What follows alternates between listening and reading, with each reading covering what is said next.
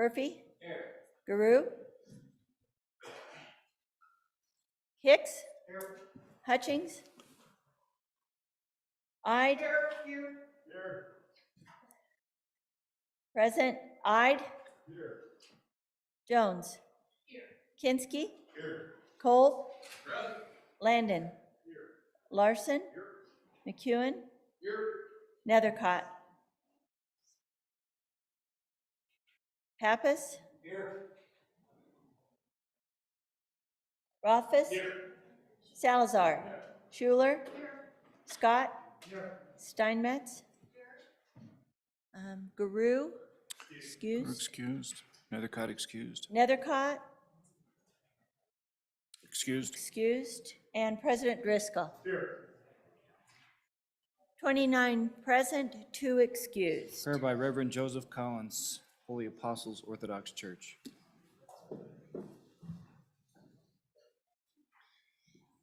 Lord Almighty and all-merciful, we bow our heads with thanksgiving for the wealth of blessings seen and unseen that you have given to us, the people of Wyoming, in both times of abundance and of need, throughout times of war and in times of peace. We beseech you, Lord, to remember in kindness all of our fellow statesmen, fellow Americans who have at all times offered and continue to offer their lives in defense and love of their families, their neighbors, their country, and the sacred precepts that this country is founded upon. We ask you, Lord, to bless the work of these senators and all the delegates of this legislature who have come together to carry forward the work of our democratic republic and its institutions. Remember now also your servants, Governor Gordon, the President of the Senate, the Speaker of the House, those who are now present and those who are absent with good cause, the staff that make it possible, and the people of the great state of Wyoming. Give at all times to our senators and to our other legislators wisdom from above, dedication to your justice and righteousness, a clear knowledge of the truth and the willingness to stand by it, a willingness to listen, a willingness to do that which is good and right, rather than that which is easy or profitable to self. And above all, give to them love, a love for our state, for our nation and its people, friend and foe alike, in order that we might enjoy enduring freedom and the grace that comes by doing that which is good.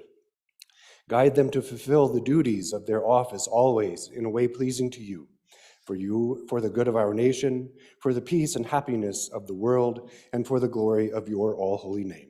For yours is the dominion, the power, and the glory of the Father, Son, and Holy Spirit. Amen. Thank you. Senator Ellis, would you lead us in the pledge? Allegiance to the flag of the United States of America and to the republic for which it stands, one nation under God, indivisible, with liberty and justice for all.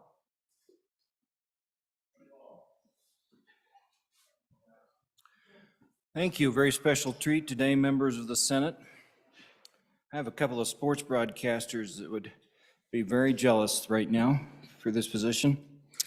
Members of the Senate, fellow senators, joining us this morning is the University of Wyoming head football coach, Craig Bohl.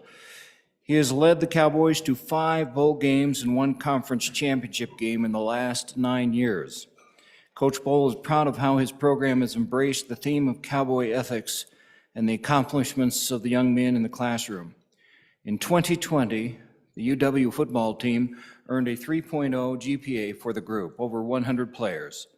The last 4 years have been the highest team GPA in school history.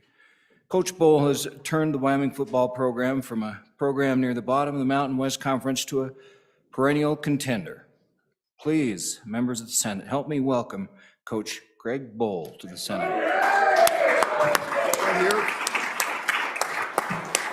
Oh, thank you so much. Okay. Thank you. I know a couple of you heavy-set guys probably had to adjust your shorts. That's why you're standing up. So, boy, it's great to be here.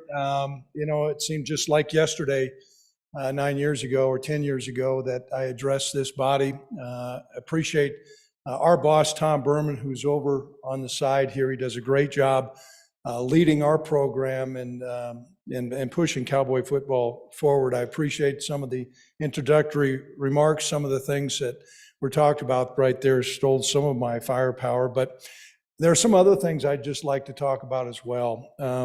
It was about 10 years ago that Tom Berman reached out to me and about being the head football coach of the Wyoming Cowboys. And his first dialogue, the narrative he wanted to change was to play Cowboy Tough football. Cowboy Tough football. And I said, okay, Tom, that sounds good, but that's got to be more than just a slogan on a t-shirt. And so he and I locked arms and began to change the trajectory of Cowboy football. Now, are we where we want to be right now? No, not yet. There's more work to be done, but we're in a significantly different place than what we were 9 years ago. And I'll touch on a couple of the things. We talked about consistency. Cowboy football had gone through a period of time of just ups and downs, losing their identity. And quite frankly, my perspective was we had become a soft football team. And I've long believed this, that a football team to be successful needs to reflect the values and the nature and the fabric of the state it represents. So think about who we are in Wyoming. We're a tough, resilient, can-do people. And this football team, I'm in hopes, reflects those values to bring a sense of pride all across the state about what Cowboy football is about. So we are consistently now winning. That bronze boot in the back has been in our possession, and that is hard to do, which we celebrate. It's been great to be eligible in bowl games. I know there's probably some NFL football fans that are in the room. We currently have more football NFL players than any other team in the Mountain West.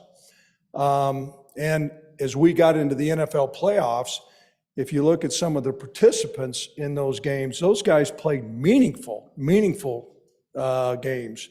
One being Logan Wilson, who hails from this state, played his high school football in Natrona County. And we had a player play in the Super Bowl again this year, Marcus Epps. But there's so many other, between Josh Allen, the list goes on and on and on. And that didn't happen by chance. That didn't happen by chance. Many years ago, I know this body and the House were supportive of the Cowboy Match. And that Cowboy Match has provided resources not only for Cowboy football, but for all our sports. So I'm going to delve into some of the things, some of the narratives I just said. Those are spoke about by our national media partners, whether it be ESPN, CBS Sports, Sports Illustrated, on and on and on. But I'm going to talk about some things that are not talked about in the media. We did talk about, noted, that GPA is not by chance. That came by restructuring what kind of guys we're recruiting, but also providing the academic resources for those young men and all those student athletes. So we're really proud of that. We're also proud of the fact when I was hired, I looked at the squad and I had each member stand up. We had more players from the country of Germany than we did from the state of Wyoming. Now, if I had a quarter for every time somebody told me that you can't win with Wyoming players, I'd be a rich man. And I stand before you and attest that when people say you can't win with Wyoming players, I'm looking at this body and saying you can't win without Wyoming players. And so we re-engineered our locker room, and we looked at expanding our roster within the state of Wyoming, not only with scholarship players, but walk-on players who eventually earned scholarships, and some other ones who chose at the end of their career to stay on the team. Here's where they're from. So I want you to listen to the listing of communities that these young men are from. Casper, Gillette, Sheridan, Buffalo, Bighorn, Cody, Lovell, Jackson, Star Valley, Lander, Laramie, Rock Springs, Green River, Mountain View, Torrington, Yoder, and Cheyenne. So we have these players, we've given them the opportunity, but as many of you know, football is a man's game played by men, and it'll bear your soul naked. And so while we may have had those young men out there who had the grit and the determination and the heart to play for Wyoming, you got to put some meat on those bones, or you're going to get thrown out of the saloon. And so what we did, we provided them opportunities through strength and conditioning, through nutrition and academic support. So there's a couple players that I just like to mention that are local. Several years ago, there's a member of the other body. Many people know him as Representative Harshman. I know him as Coach Harshman. So I was hired, and I went up and talked to Coach, and I said, what are we going to do, Coach, to improve Cowboy football? And so we went through a long dialogue of things, and then he recommended 2 players. He recommended a quarterback. He also recommended a defensive back to me. The quarterback, I'm firmly convinced he got his athleticism and his DNA from his mother, not his father. That was Josh Harshman. The other one was Logan Wilson. So Josh shows up, he's 6'1", 180 pounds. He ended up being a multi-year starter and a captain for us. And when we were winning those big games against Boise, he was the one that was catching all those plays on 3rd down. And of course, we all know about Logan Wilson. Logan Wilson shows up 6'1.5", 185 pounds. Right now, Logan Wilson stands 6'2", 245 pounds. He's a 3-down Mike that wears a green dot in the NFL. Now, if you don't know what that is, go ahead and Google it, but that's damn hard to do. And every game that he plays, under his thigh pads are Steamboat. So he's so proud of this state. And then we have another guy on our team right now, Will Pellissier, AKA Bighorn. He's from Bighorn. He came as a walk-on, as a running back, and now he's the fastest player on our team. Matter of fact, we even have a formation called Bighorn 22. So we're certainly proud of Bighorn and Will. So as we talk about the composition of this team, I think we're all in agreement. The number one resource we have in this state are our young people.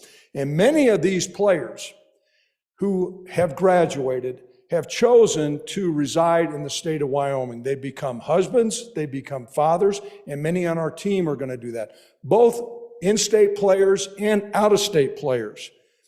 And I can tell you, they're here to compete on a national stage with our state, to compete economically, nationally, and globally. And if anybody says that these guys are average, I'm standing before you and say they're not average. They're the best of the best. They will win. They will win for our state. And if anybody wants to bet against them, good luck, Jack Buck. So I'm doggone proud of them. And here's some of the fields that they are in: energy, engineering, education, medicine, animal science, criminal justice, information technology. That's just to name a few. So, pretty impressive workforce for our state. Men who've come back and said, we're going to be loyal to the state of Wyoming, and they will ride for the brand. And they're winners, without question. And when you look at your return on investment, I think that speaks volumes beyond what they've done on the gridiron. So, what are we going to do is moving forward now? Let's talk about football. We've now become competitive. We're on the stage. We're knocking on the door. We got to kick that door down this year. We got to kick that door down. We got to return Cowboy football back to national prominence. The great news is we got some bullets in our gun. We got some bullets in that 6-shooter. 200 days from today, we open up at War Memorial Stadium against Texas Tech Red Raiders. I hope to see you in Laramie. Go Pokes. Thank you.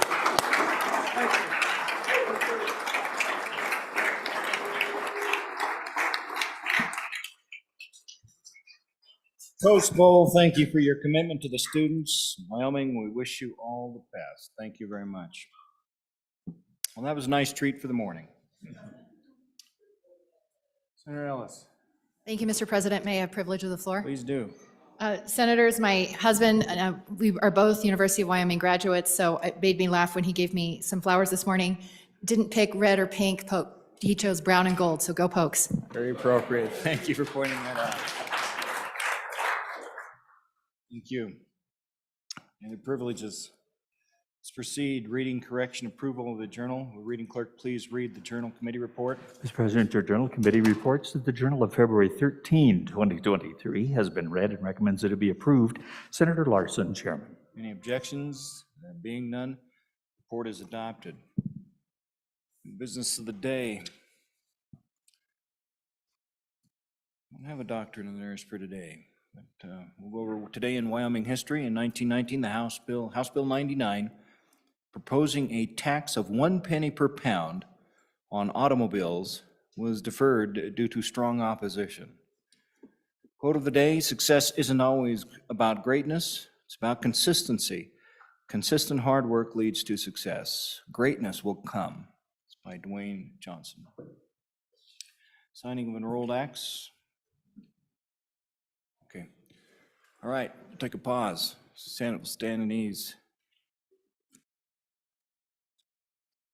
Oh, yeah, we could do some concurrences here.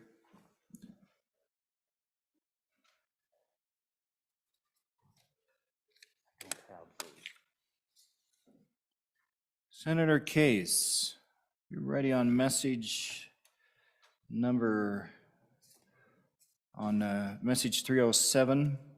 This is on concurrence for Senate File 6. Senator Case, Yes, sir, I am. please proceed.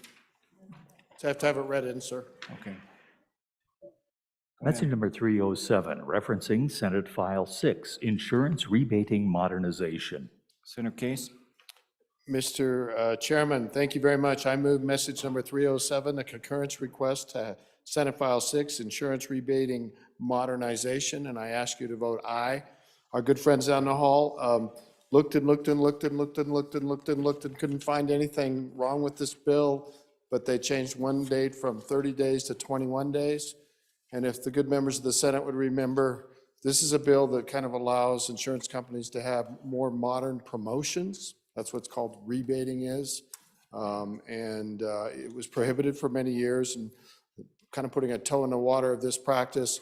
But the change from 30 days to 21 days is with respect to the approval from the Department of Insurance for a proposal from an insurance company for some type of promotion. And so it was that the Insurance Commission had 30 days, now it would be 21. I've tried reaching out to the insurance commissioner. I haven't heard back yet, but I think this is going to be just fine, and I ask you to vote aye. any discussion on this? Being none, motion is that the Senate do concur on Senate File 6 and vote aye. Chief Clerk, please call the roll. Concurrence, roll call, Senate File 6. Anderson? Aye. Baldwin? Aye. Barlow? Aye. Beitman? Aye. Boner? Aye. Bouchard? Aye. Brennan? Aye. Case? Aye. Aye. Cooper? Aye. Dockstetter? Aye. Aye. Ellis? Aye. French? Aye. Furphy? Aye. Guru? Aye. Hicks? Aye. Hutchings? Aye. Ide? Aye. Jones? Aye. Kinsky? Aye. Cole? Aye. Landon? Aye. Larson? Aye. McEwen? Aye. Nethercott? Aye. Pappas? Aye. Rothfuss? Aye. Salazar? Aye. Schuler? Aye. Scott? Aye. Steinmetz? Aye. President Driscoll? Excused. Excused. Closing vote.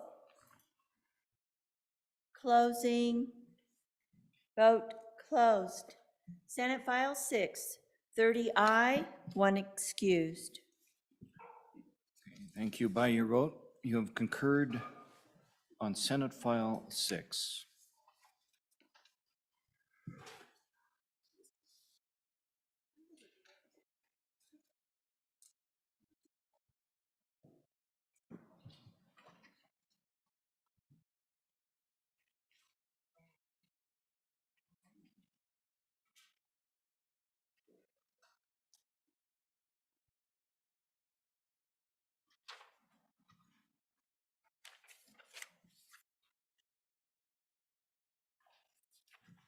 We have message number 323. Could we have that read in? And we'll note the committee.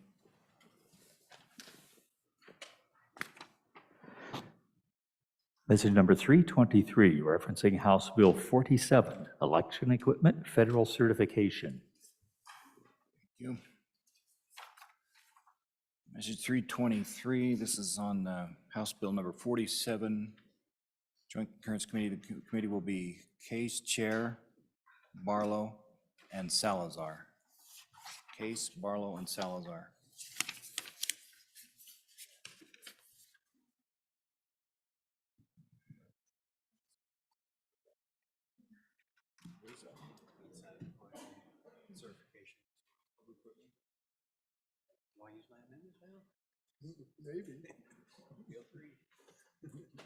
The Vice President, so we'll turn it over to him for seconds. Bills on second reading.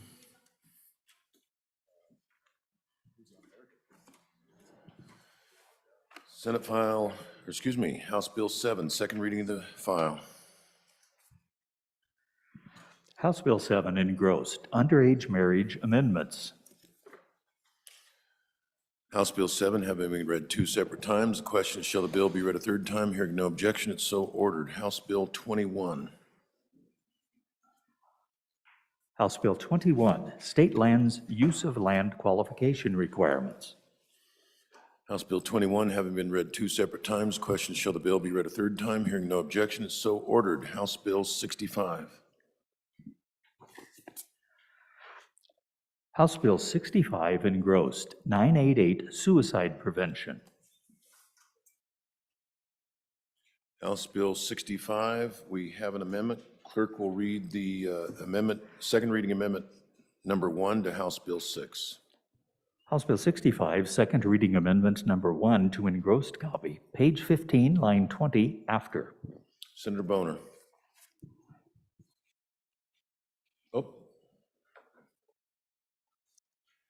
Thank you, Mr. Vice President. I move second reading amendment number 1 to House Bill 65 and ask for your favorable consideration. Mr. Vice President, what this amendment does, it makes it abundantly clear that government funds aren't going to be the only funds that go towards this worthy project here. And it's going to make sure that the department, through maybe some of the other organizations that provide the services, is going to engage in some sort of fundraising. Once again, recognize maybe the Department of Health isn't going to be doing it exactly. That's probably going to be delegated to organizations that already provide mental health services that have a fundraising efforts. And just making sure that's part of the discussion here, and make sure that's more importantly a part of the report or the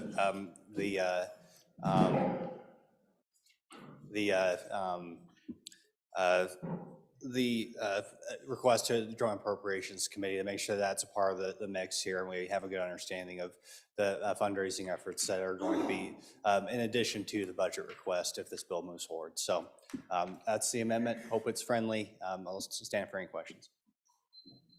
Senator Dockstader. Thank you, Mr. Vice President. It is a friendly amendment, and just a little background information, page 11, lines 2 through 3, gives that trust account the ability to accept gifts, accept grants, gifts, banquets, donations, etc.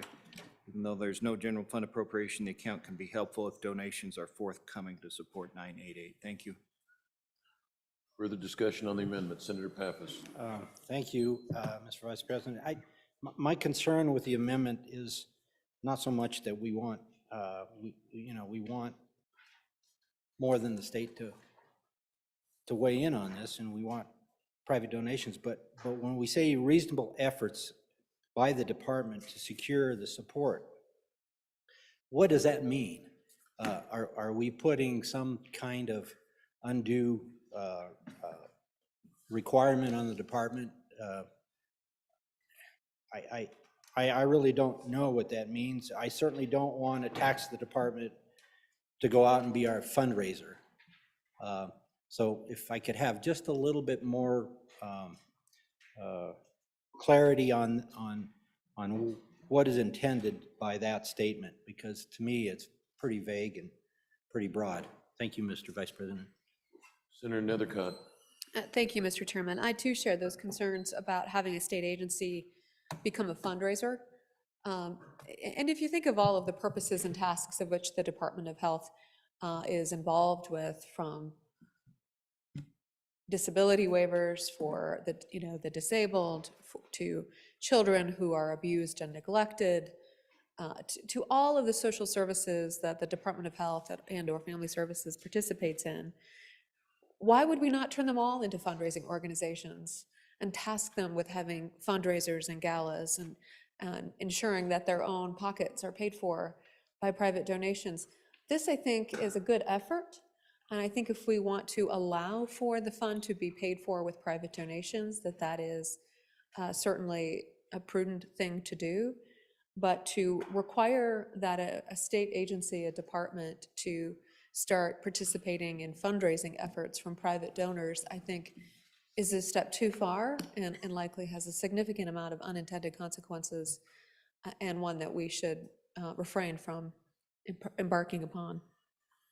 Further discussion, Senator Anderson. Mr. Vice President, on and against the amendment, the amendment says the department will do those fundraising. The department is not going to do those fundraising. There's already organizations in place that are doing that fundraising now. This amendment should not go forward. We don't want the agencies to be fundraising in the state of Wyoming. Thank you, Mr. Vice President. Further discussion, Senator Bouchard, and then Senator Scott. Thank you, Mr. Vice President. All this talk against fundraising, well, we would have to shut down state parks if we didn't want that to happen, because they take in quite a bit of donations from the public. So it's probably a good model. So maybe we ought to think about doing that more often. Thank you. Senator Scott. Mr. Vice President, on and for the amendment, I think we're starting to see things go bump in the night here. Reasonable efforts, there will be private organizations, it'll be fundraising.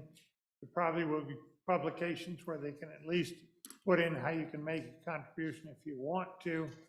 I think there will be people who very much want to contribute at this cause, and without doing fancy fundraising, I think the department can be receptive and helpful, and I think that's what this amendment requires. Further discussion, Senator Ide. Thank you, Mr. Chairman, Vice President. I'm on and for this amendment as well. Just now reading it, but doesn't really, say anything about them having to actively go out and raise funds. It just says, to efforts to secure donations. So that's a good thing to me. Thank you, Mr. Vice President. Further discussion before the sponsor goes for a second time. Senator Boner. Thank you, Mr. Vice President. On and for the amendment. There's nothing here that says they have to actively fundraise. I think it's kind of a ridiculous insinuation that they're going to be going out there and doing it themselves. That's an important part why we have reasonable efforts. It could be something as simple as having a donation tab on a website. It could be something as simple as making sure that folks know about the trust, the ability to make a donation as is required or as is allowed under the statute or in the language that we have in the bill right now. So it's just a little amendment here meant to ensure that we highlight the other important part of the way that we're going to fund this important endeavor, which is through private donations. That's all the amendment does. No need to extrapolate more than what's in the text itself on and for the amendment. Further comments? Seeing none, we are on second reading amendment number 1 to House Bill 65. All in favor say aye. Aye. Those opposed, no. No. Noes have it. Division being called. All in favor, please stand.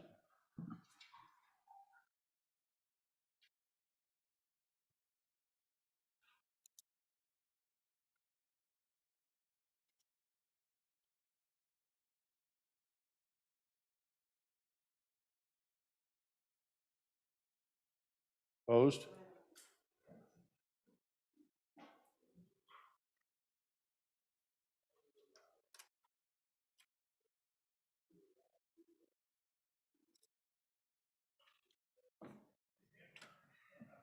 (19 to 12). The nays were kind of loud on that one. Per your vote, second reading amendment number 1 to House Bill 65 has passed. The reading clerk read in the second amendment, please. House Bill 65, second reading amendment number 2 to engrossed copy, page 1, line 15, delete. Senator Kolb. Mr. President, I move Second Amendment reading number 2 to House Bill 65 and ask for your favorable consideration. What this amendment does is sets off a sunset date of 5 years, and it'll make the effective date change to July 1 of 2028.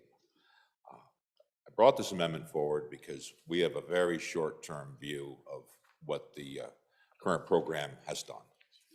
We're dealing with, frankly, COVID impacts, which skews the numbers, which we certainly don't understand right now.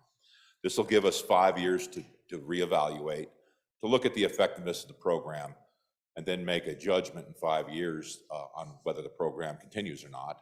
And I'm sure if it's an effective program, which this program does do good things, but the question is just how much of a good thing does it do? And I think the 5 years will give us time to reevaluate, and I will stand for questions and ask for your favorable consideration. Thank you, Mr. President.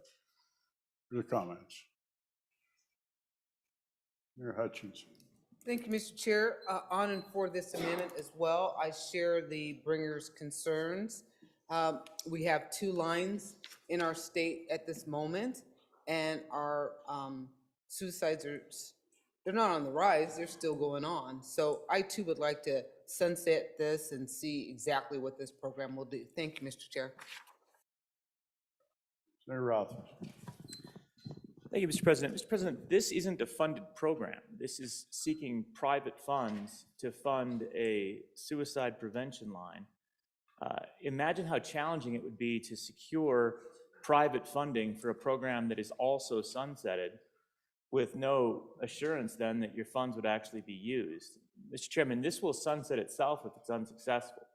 There won't be any funding. I do understand the idea of sunsetting a program if the state wants to fund it. That makes good sense. We would want to see the data. We'd want to see how the money was used, Mr. President. We'd want to ensure that we were getting our return on investment.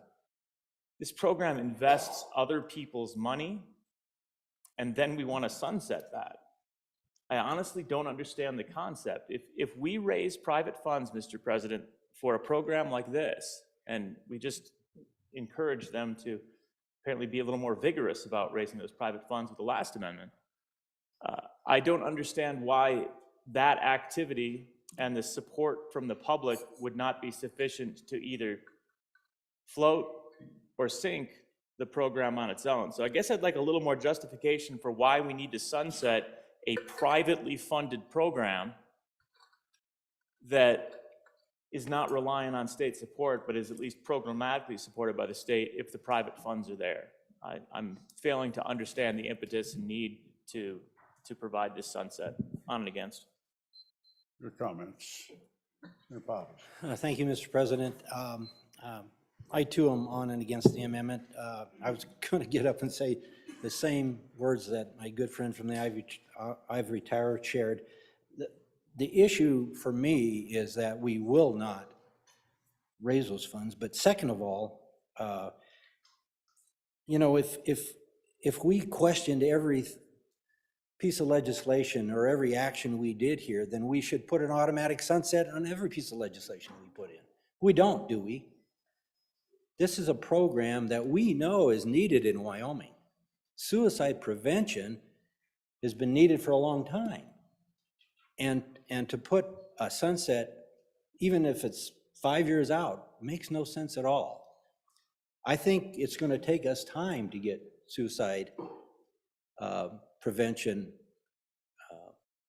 to be effective in Wyoming. It's not a 1, 2, 3 year thing. It's going to be out there for a long time. It's not costing the state any money. There's really no reason to put a sunset date on it. If we don't like it in 5 or 10 years, let's just come back and repeal the law.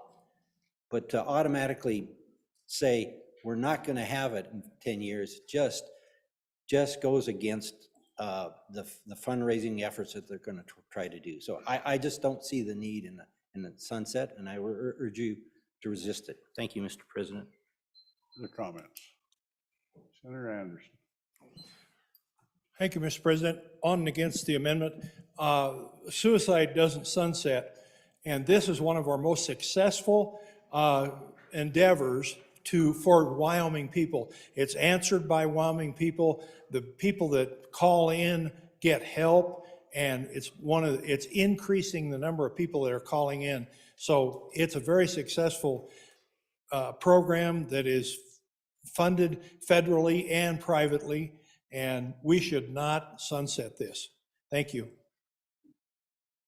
Senator Scott. Mr. President, on and for the amendment. Mr. President, it makes a lot of sense. Suicide is a real problem we've got in the state. And we're still looking, I think, to find the right mix of programs to solve the problem. I think this one has considerable promise, but we don't really have enough experience to know whether it really is going to be successful. It is governmentally funded right now, as I understand, with federal monies.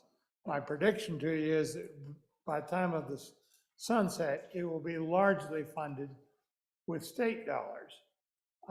And I think the sunset is a good chance to see, is it working? Do we need to change it a bit to make it work? Are there other efforts that are more effective? So, Mr. President, I think a sunset on this is a rational thing to do as we seek to solve the problem. You know, we know we need to make efforts. The question is this particular effort going to be adequately successful? In 5 years, Mr. President, we ought to be able to judge that. Senator Dockstader. Well, I understand that, Mr. President. I'm coming up from a different angle, and we're talking about having adequate data to make a decision here. We've already seen the early use, the first 2 or 3 years, we've seen it flatten out, the curve come down, flatten out a little bit so we don't have as many of these situations. And if we had a few more years, we'd take a look at it. I don't think putting the sunset is wisdom. Putting the sunset on this is wisdom until we can have adequate data to say this is working or it's not. This doesn't help the efforts to improve what is a situation that we shouldn't be very proud of, a #1 rating in the state. So on and against the amendment. Senator Cooper. Thank you, Mr. President. It looks to me like we're trying to put a value on human life, and I'm not sure how you do that. If we save one life, then this is a success. So,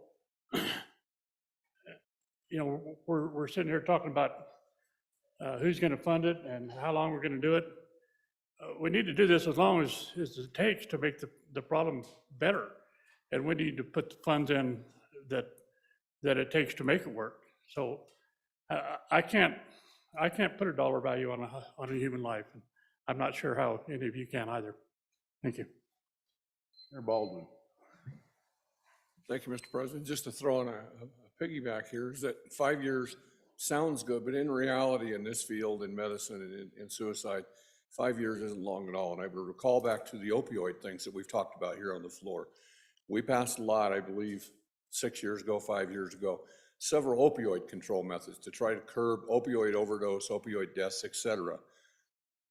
If we were to judge those now, having been 5 years, would we say, are they working? I would say yes. Have the number of opioid deaths gone down? No. And they've worked, but the dynamics have changed, and I suspect we're going to see the same thing with suicides. The dynamics are going to change. Yesterday, today, it's COVID. Tomorrow, it might be something else, which doesn't mean the programs won't work. So I would suggest that a sunset date is not a good idea. I would say let's sit back and judge it maybe, but let's not say 5 years. Let's give it some time. Let's wait, and we can judge it on its merits. But a sunset, I would vote against that. Senator Ellis. Thank you, Mr. President. Briefly, you know, I didn't attend law school in this state. I was in the state south of us, and I remember a big budget discussion was whether or not to get rid of the poison control line. And because of budget concerns, that was eliminated. And then when the state finally had some funds to reinvest in that, it took years for people to start saying, oh, I can start calling this number and have it be effective again. So I can see the situation where we want to promote this number, which may be unknown to a lot of people who need this service, only for them to maybe the program sunsets and then we're back to square one. So it's this self-defeating effort. I will say in another bill that I worked on in this state as a legislator years ago, I visited with our first responders and emergency dispatch personnel. And they were telling me that they've increasingly seen people calling 911 with their suicidal thoughts. So these agents, express concern. They're not licensed to offer advice or to counsel. Their job is to say, where's your emergency? How do I get law enforcement there or whatever emergency services? But that was something they were seeing. So I think we need to be really cautious in pulling the rug out from this concept, because these individuals who are reaching out for help need trained professionals. They need the stability of knowing that that program is going to be there for this to be effective. And if we don't provide that security, long-term security and knowledge about this number and these efforts, then those calls just get shifted some other place. And then that impacts society as well, of having call dispatch centers responding to suicide concerns rather than deploying law enforcement in emergency situations. So just be really thoughtful about this on and against the amendment. Mayor Hicks. Yeah, Mr. Chairman, so just a little discussion of what sunset dates do and don't. That just says that if this body doesn't take this issue up sometime prior to that sunset, the program goes away. But what it effectively does is says, this body and the Department of Health better take this back up, look at the data, make sure that it's doing what we want it to do. If there's something we need to tweak, it keeps the issue front and center in front of both the Department of Health and this body. And so it doesn't necessarily mean that the program goes away. It just says this is an important program. We want to come back and look at it again. We want to get the reports and see what the data is telling us. It does not necessarily say the program is going away. That will be a decision if we don't take action. The sunset date says you better take action, and that's what sunset dates do, Mr. President. Other comments? Senator Case. Thank you very much, Mr. President. I kind of look at it a little differently. I think what a sunset date says is that we're not sure about this program. We're not sure if it's going to do any good. We don't have a lot of confidence it's going to be implemented correctly. And we just don't necessarily think it needs to stay around after 5 years. That's literally what it says. It does not need to exist after that sunset date. It does pull us into re-examining that, and it's useful in a lot of circumstances, but not this one, Mr. President. This is one where we're trying to stand together, and we're trying to tell the people of Wyoming that we care. We care about our high suicide rate. We care about all of those out there that are considering suicide and have thought about suicide and may have it on their minds. We care about you, and we're going to try to do something about it. We're going to make this opportunity available to you. We're not going to, we're going to enter into this commitment with both feet, and we're not going to pull the rug out from under you because we do care. Everybody. Thank you, Mr. President. On and for the amendment, I think it's, good policy to take a look in 5 years and see if it's working or not. To paraphrase one of my favorite presidents, the closest thing to eternal life is a government program. We're talking about creating a new government program. And we're trying to put some sideboards on there to see if this thing even works, to reassess the situation in a few years. And if it is working, great, we'll keep it going. If it's not, it goes away. I think that's just a reasonable thing to do, and it's a reasonable ask. It doesn't mean we don't care. Doesn't mean we're cold-hearted.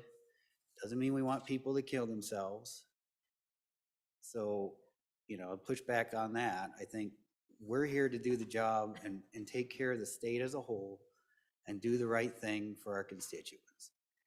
Not necessarily the feel-good thing at the moment, but we've got to look at the long-term ramifications of standing up a brand new government program. And I guarantee you we'll be talking about an appropriation from the state here in the not too distant future to fully fund this program. That appropriation is not in this bill. So it will be funded with our taxpayer dollars. We need to make sure it works before we continue this on perpetually. Thank you.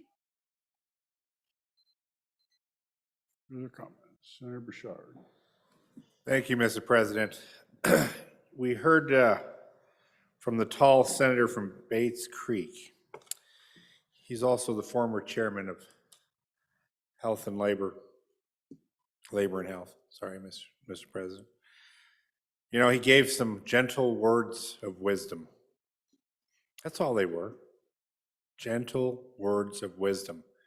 He has more institutional knowledge of this subject and the doings of the health department. I think we should take his words seriously and not flip over to the emotional side of this issue. Again, institutional knowledge, it's important. This amendment doesn't say it's going away. It just says we're going to take a look at it. That's one of the things that the former chair taught me about sunsets, because we did a lot of that work in my first year of looking at things that were sunsetting and how we could make them better. On and for the amendment.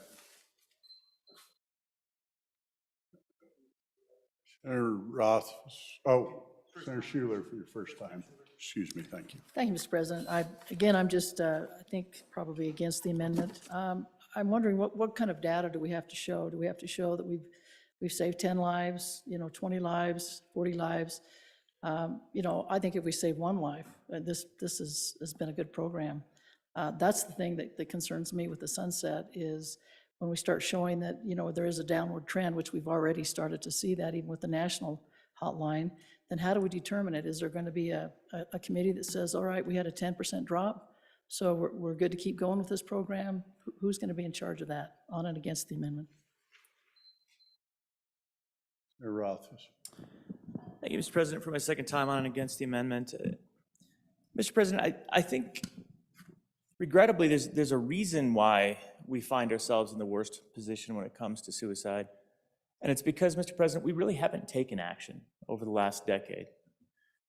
We study things, we take a look, we consider, we try to work through, all right, maybe this is a good idea, maybe it's not. We're reticent. And we have been reticent for certainly as long as I've been in the legislature when it comes to this challenging issue. It's almost as if we're frozen because we want to do the right thing. We want to come up with a successful plan. We know that there's a lot on the line, there's a lot of pressure, there's a lot at stake. We know that our constituents care passionately about this. And Mr. President, I think what's resulted from those feelings is that we really haven't taken any meaningful action because we might be a little afraid that it's not perfect. But Mr. President, at the end of the day, we need to do something. It's not a coincidence we're in the worst position with suicide rate. It's not new that we're in the worst position. Year in, year out, Wyoming is in last place. And we need to make some statements, Mr. President, that we're serious, that we're not just dipping a toe in to maybe see if this one works okay, maybe for 5 years. Mr. President, we need to be all in. We need to take this seriously and take meaningful action to address our suicide rate. And what we're talking about here is simply a little sunset on effectively an unfunded bill. That doesn't really scream we're taking it seriously this time. That says, once again, we're reticent. Once again, we want to do it halfway. Once again, we don't want to commit. We need everyone to buy in. We need our Department of Health to be able to push all in. We need to decrease our suicide rate, and we can only do that by resisting measures like this amendment and finally pushing all in on policies that work. And Mr. President, the last thing I'll say is every state that has taken action on this program, every state that utilizes this program and has funded it, has a lower suicide rate than the state of Wyoming. I know that because every other state has a lower suicide rate than Wyoming. Let's try something this time, Mr. President. Let's take it seriously. Senator Scott. for your second time. Mr. President, for all the reasons just enumerated, we need to pass this amendment. What this amendment says is that we are serious about trying to do something about the suicide rate in the state. And we're going to not just use it as an excuse to grow government.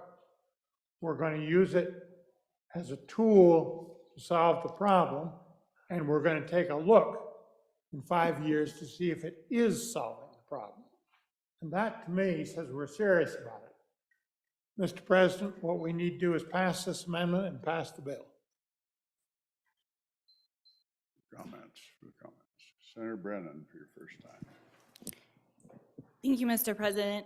On and for this amendment, suicide ideation, mental health, they're all problems in our state. Nobody would argue with that, but they're complex.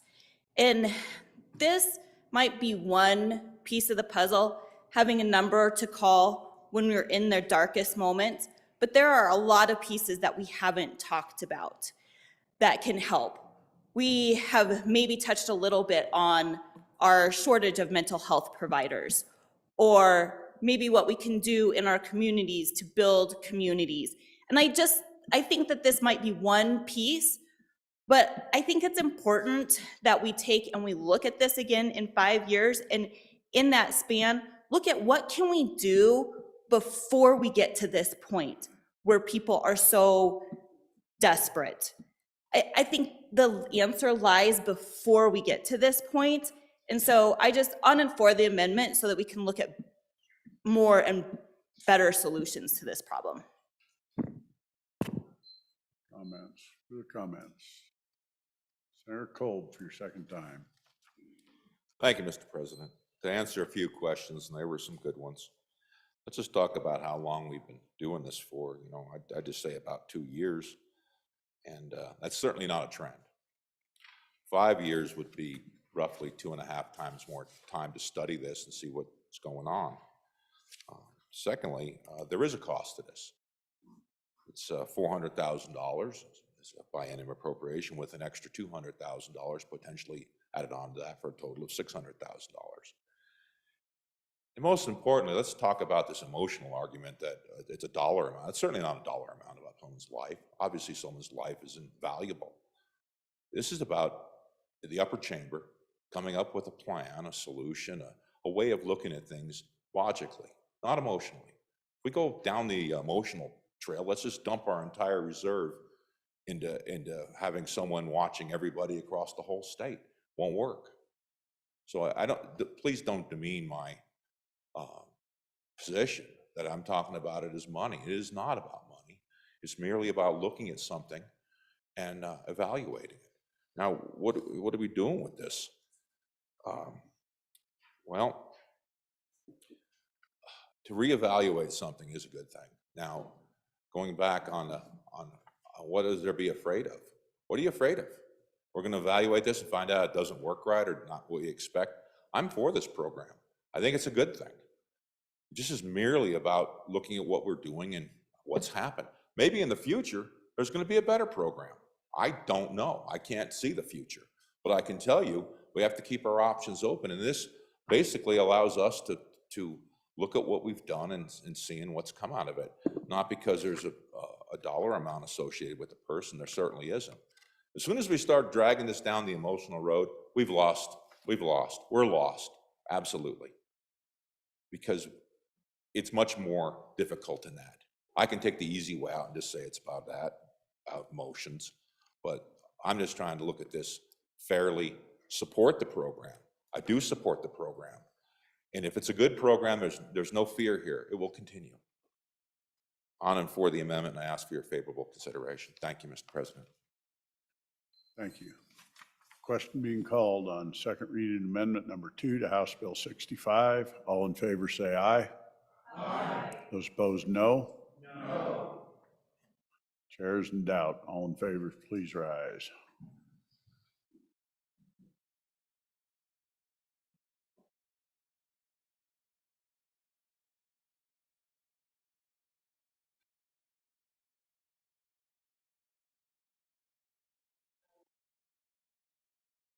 All opposed?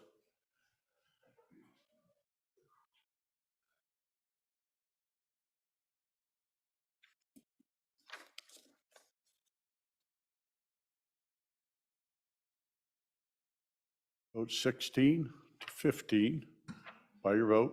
Second reading amendment to number 2 to House Bill 65 has passed the Senate. We're back on the bill. Senate File 65 hadn't been heard 2 separate times. The question is, shall the bill be heard a third time? Hearing no objection is so ordered. House Bill 79, second reading of the House bill. House Bill 79, Voter ID Concealed Carry Permit. House Bill 79 having been heard 2 separate times. The question is, shall the bill be heard a third time? Hearing no objection is so ordered. House Bill 175, second reading of the House bill. House Bill 175, engrossed, excused absence state fair events. House Bill 175 having been heard 2 separate times. The question is, shall the bill be heard a third time? Hearing no objection is so ordered. House Bill 213, second reading of the House bill. House Bill 213, engrossed, energy production inventory exemption. There is an amendment. If we have the amendment read in, please. House Bill 213, second reading amendment number 1 to engrossed copy, page 2, line 2, after. Senator Landon. Mr. President, my apologies. You do have an amendment here in front of you that we have been working on. This bill remains a little bit of a work in progress. I would ask that it be laid back for one more day. Without objection, so ordered.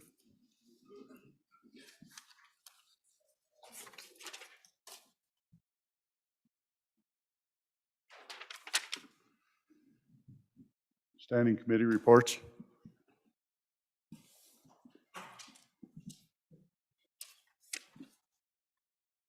February 13, 2023. Mr. President, your committee number 8, Transportation, Highways, and Military Affairs, to whom is referred House Bill 44, Road and Bridge Construction Alternative Contracting, respectfully reports same back to the Senate with a recommendation that it do pass. Ayes, Senators Boner, Brennan, Furphy, Kolb, and Pappas. Senator Boner, Chairman. Mr. President, your committee number 8, Transportation, Highways, and Military Affairs, to whom is referred House Bill 239, Vehicle Idling Decriminalization, respectfully reports same back to the Senate with a recommendation that it do pass. Ayes, Senators Boner, Brennan, Furphy, Kolb, and Pappas. Senator Boner, Chairman. Thank you. Bills on third reading, final passage. Mr. Majority Floor Leader, do you have a consent list? Mr. President, we do have a consent list. Mr. President, I move House Bill 5, Voter Registry List, Voter ID and Absentee Ballots. House Bill 15, County Authority to Dissolve Museum Boards, Clarifications. House Bill 19, State Indian Child Welfare Act Task Force. House Bill 57, Armed Forces Amendments. House Bill 86, Disclosure of Private Cryptographic Keys. House Bill 147, Unlawful Trespass Signage, Takings of Wildlife. And House Bill 160, Driver's License Veterans Designation, replacing DD Form 214. Thank you. Was 93 on the list, Mr. Majority Floor? Senator Pappas. Was House Bill 15 on there? It was. I believe it has an amendment. Okay. We'll remove it.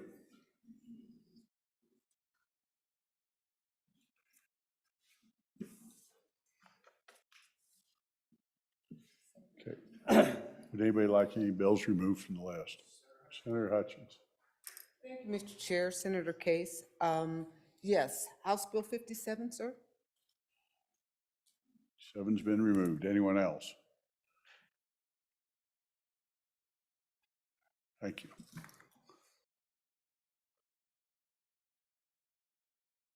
Having been read 3 separate times, the question is, shall these bills pass the Senate? House Bill 5, Voter Registry List, Voter ID and Absentee Ballots. House Bill 19, State Indian Child Welfare Act Task Force. House Bill 86, Disclosure of Private Cryptographic Keys. House Bill 147, unlawful trespass signage, taking of wildlife. House Bill 160, driver's license veterans designation, replacing DD Form 214. Chief Clerk will call the roll. On the consent list, Anderson. Baldwin. Barlow. Beitman. Boner. Bouchard. Brennan. Case. Cooper. Dockstetter. Ellis. French. Murphy. Guru. Hicks. Hutchings. Ide. Jones. Kinsky. Kolb. Landon. Larson. McEwen. Nethercott. Pappas. Rothfuss. Salazar. Schuler. Scott. Steinmetz. President Driscoll. Aye. On the consent list, 31 aye.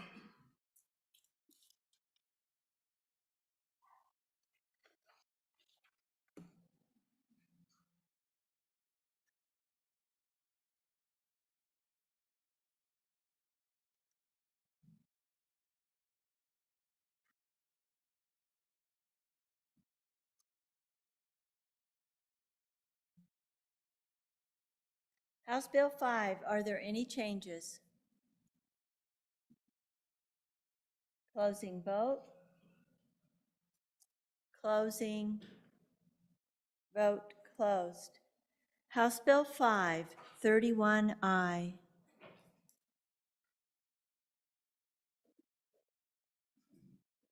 House Bill 19, are there any changes? Bouchard, aye to no. Hicks, Hicks, aye to no. Ide, aye to no. Hutchings, aye to no. French, aye to no. McEwen, aye to no. Steinmetz, aye to no. Cole, aye to no. Salazar, no. Beitman, no. Scott, no. Larson, no. Closing vote. Closing. Vote closed. House Bill 19, 19 aye, 12 no. House Bill 86, are there any changes? Closing vote. Closing.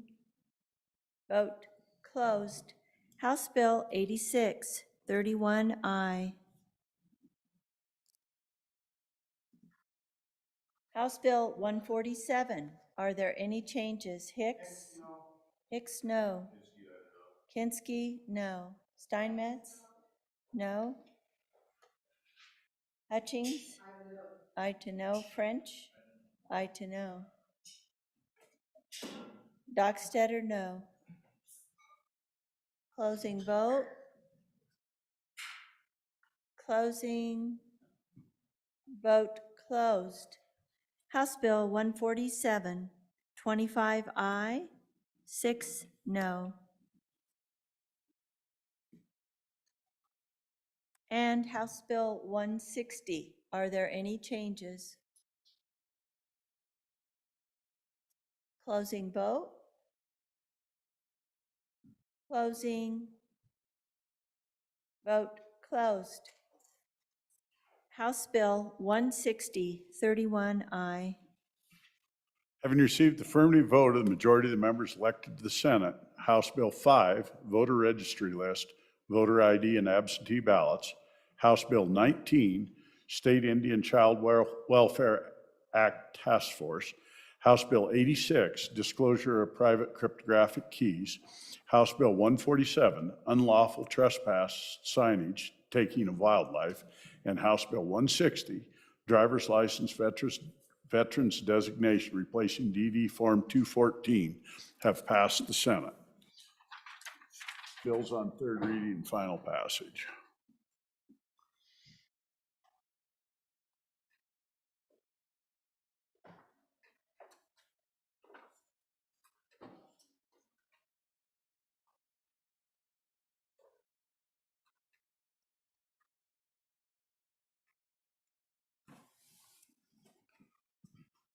House Bill 5, third reading of the House bill. House Bill 5 engrossed voter registry list, voter ID, and absentee ballots, sponsored by the Corporations Committee, an act relating to elections. We just did 5, didn't we? 5 can go back. That's passed. Now out. Thank you. We're fine. No hustle. 15 would be the next one. Yep.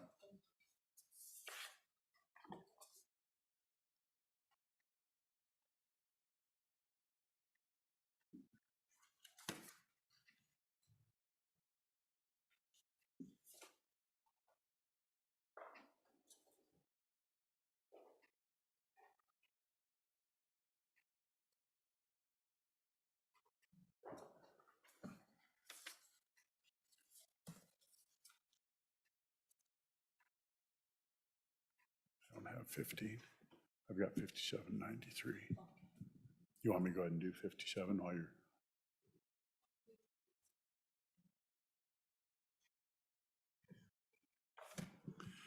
House Bill 15, third reading of the House bill. House Bill 15, County Authority to Dissolve Museum Boards clarification, sponsored by the Judiciary, an act relating to counties.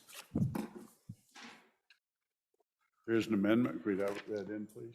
House Bill 15, third reading amendment number 1, page 1, line 3, delete. Senator Schuler. Thank you, Mr. President. I would move third reading amendment number 1 to House Bill 15 and ask for your aye vote. This is just a language cleanup that came from our LSO staff. It's really simple. On page 1, line 3, we're just going to subtract, or excuse me, we're going to delete its, and we're going to insert their, THEIR. That's it. Thank you. Question being called. All in favor of third reading amendment number 1 to House Bill 15, say aye. Aye. Those opposed, nay. Third reading amendment number 1 to House Bill 15 has passed the Senate. House Bill 15 having been read 3 separate times. The question is, shall the bill pass? Chief Clerk will call the roll.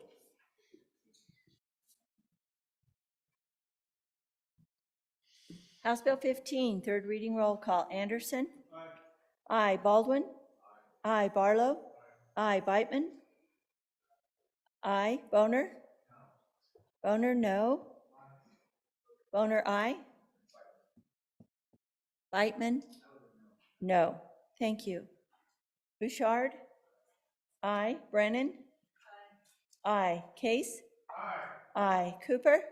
Aye. Dockstetter? Aye. Ellis? Aye. French? Aye. Furphy? Aye. Garou? Aye. Hicks? Aye. Hutchings? Aye. Ide? No. Jones? Aye. Kinsky? Aye. Cole? Aye. Landon? Aye. Larson? No. McEwen? No. Nethercott? Aye. Pappas? Aye. Rothfuss? Aye. Salazar? No. Schuler? Aye. Scott? Aye. Steinmetz? No. President Driscoll? Aye. Aye.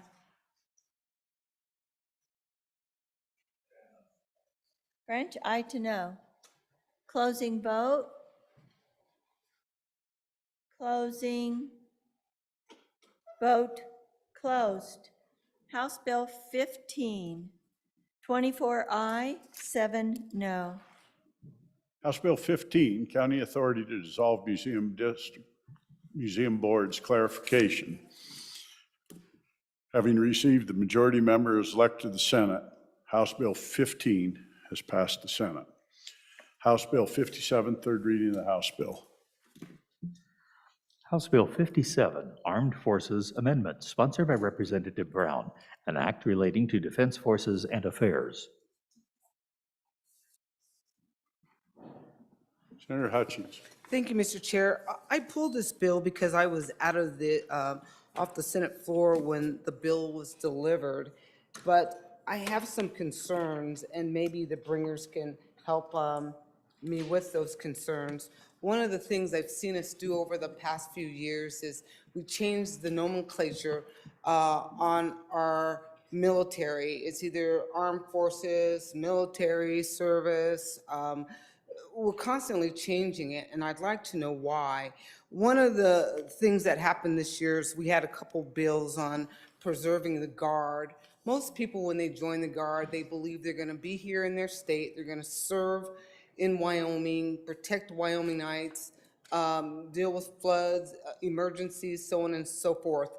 But when we change the names of our military from the National Guard to the Armed Forces or military service, whatever, in alignment with the federal government, what I see is we're allowing the federal government to come in, and when there's an emergency in our nation, to call everybody up in a batch form. You fall under the armed services, you will come and serve, you will go overseas and serve, without these young people really knowing what they're getting into. So I'd like to know more about why we're changing the names. What will this mean to our National Guard in the future? If someone could explain that to me, I'd appreciate it, Mr. Chairman. Thank you. Mayor Boner. Thank you, Mr. President. So the bill has no effect on the legal requirements to call up the National Guard to national service. All those changes happened in the 50s and the 80s. It has to do with federal law. So those changes, I completely agree, that's been the trend with the previous speaker, but those changes have been the result of federal law. The idea that we can somehow change that at the state level, I just don't think that's accurate. In any case, that has nothing to do with the bill that you have before you. This is simply cleanup. Most of it's cleanup. It has no effect, legal effect. The only effect of this bill, and why it's important that we pass it, is that it includes our Space Force veterans as veterans, which technically we don't acknowledge right now in our statutes. So it is important that we move this bill forward and pass it, because I think that those folks who serve in the newest branch of our military deserve the same benefits, the same consideration of everybody else who's worn the uniform. So that's what the bill actually does and nothing more. Thank you. Further comments? Senator Pappas. Thank you, Mr. President. And to further clarify what the good chairman of transportation alluded to, we're actually not changing any names in here, okay? And perhaps the good senator from Laramie County is looking what we did in our standing committee amendment, which deleted lines 20 through 22 on page 2, removing the Army National Guard and the Air National Guard and any reserve auxiliary component thereof the state. And the only reason we removed it is because it's under the paragraph for uniform services. And it was brought to our attention that it didn't need to be there because if you look at lines 12 and 13, Armed Forces means the Army, Navy, Air Force, Marine Corps, and Space Forces, and the Coast Guard. The National Guard, both Army and Air, are part of the armed forces. So it's already enumerated on, they're already in place in lines 12 and 13, and they just don't need to be below, because if you look at line 18, uniform services does mean the armed forces. And so the Army and Air Guard are part of the armed forces. So we're just duplicating that, leaving 20 and 22 gone. But by deleting that, by no means are we changing the name. Okay, so I just wanted to make that perfectly clear. And to the point of that was made that our young people get into the National Guard to work on state issues and emergencies and that. I tell you, I joined the National Guard 30 years ago. And even prior to that, people knew that when they join the National Guard, it is a dual mission. There's a federal mission, which supersedes any state mission. And no one joining the National Guard at this time, or even the times when I joined, were under the misconception that I was joining a state militia only. That's not. No one who gets in the Guard is under that misconception. We know that it's a federal mission, and that mission supersedes the state mission when the president calls us to active duty. So just wanted to clarify that. Thank you. Mayor Salazar. Thank you, Mr. President. I've reread the bill, and I'm comfortable with it. It's dealing with Space Forces receiving the benefits that all other branches already are receiving, so I'm very comfortable with this. Thank you. Senator McEwen. Thank you, Mr. Chairman. Just maybe to clarify a few things. The reason we have a federal mission is, lo and behold, you're all going to guess, federal funding. So once we took the federal dollars, we lost the state militia and became the National Guard. And as long as we continue to take the federal funding, which is a lion's share of the funding for those units, we're always going to be on the hook for the federal mission. Thank you, Mr. Chairman.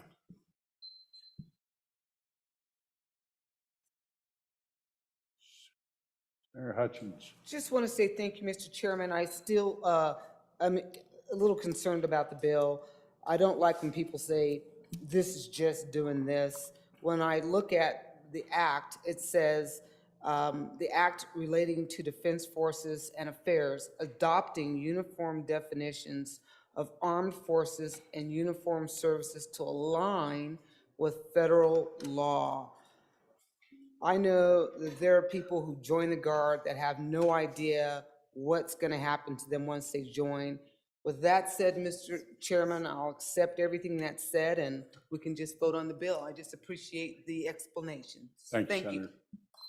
Question being called. House Bill 57, having been read 3 separate times, the question is, shall the bill pass? Chief Clerk will call the roll. House Bill 57, third reading roll call. Anderson? Aye. Baldwin? Aye. Barlow? Aye. Beitman? Aye. Boner? Aye. Bouchard? Aye. Brennan? Aye. Case? Aye. Cooper? Aye. Dockstetter? Aye. Ellis? Aye. French? Aye. Furphy? Aye. Garou? Aye. Hicks? Aye. Hutchings? No. Ide? No. Jones? Aye. Kinsky? Aye. Cole? Aye. Landon? Aye. Larson? Aye. McEwen? Aye. Nethercott? Aye. Pappas? Aye. Rothfuss? Aye. Salazar? Aye. Schuler? Aye. Scott? Aye. Steinmetz? Aye. President Driscoll? Aye. Aye. Closing vote. Closing. Vote closed. House Bill 57, 29 aye, 2 no. House Bill 57, Armed Forces Amendments, having received the affirmative vote of majority members elect the Senate, House Bill 57 has passed the Senate. House Bill 93, first reading of the House, third reading of the House bill. House Bill 93 engrossed, Omnibus Water Bill Construction, sponsored by the Water Committee, an act relating to water development projects. There is an amendment. We have the amendment read in, please. House Bill 93, third reading amendment number 1 to engrossed copy, page 49, line 15, in. Senator Drew. Thank you, Mr. President. I move third reading amendment number 1 to House Bill 93 and ask for your favorable consideration. Members, this, if you got your handout that originally came with this bill, it shows a total for all construction projects this year, $30,568,910. When this bill came over from the other side, its funding had been cut for reasons passing understanding down to $15 million. It was raised in committee here to $75 million. And as you recall, yesterday in a second reading amendment, we tied up a loose end about how we would fund the Board of Control and got that out of the water account and got it back on the general fund, all of which were, I thought, very good moves. So here we are on third reading, and the $75 million remains. And so, once again, yesterday in another committee that I happened to be fortunate enough to serve on, we put away just a little over $1 billion into savings. So I kind of got caught up in the spirit of the thing and was just looking at this and taking a look at all those numbers and thinking that we could probably, Mr. President, take a $10 million cut here to $65 million, which is still quite a bit above and beyond. And I know we've got probably some conferencing to do on this subject, but still think that'll get us there and be able to save yet another $10 million back to the general fund. So that's the genesis of it. Nothing more to it than that. And ask for your favorable consideration. Thank you, Mr. President. Further discussion? Senator Hicks.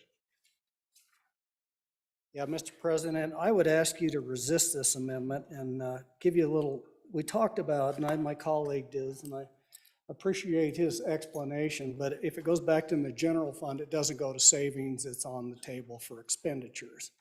But more importantly, Mr. Chairman, is we've had a lot of debates about what it costs to build buildings, whether they're school buildings or state buildings. Some of the most expensive projects that we've built in this state today are large water projects. I'm thinking of the one up in Campbell Country.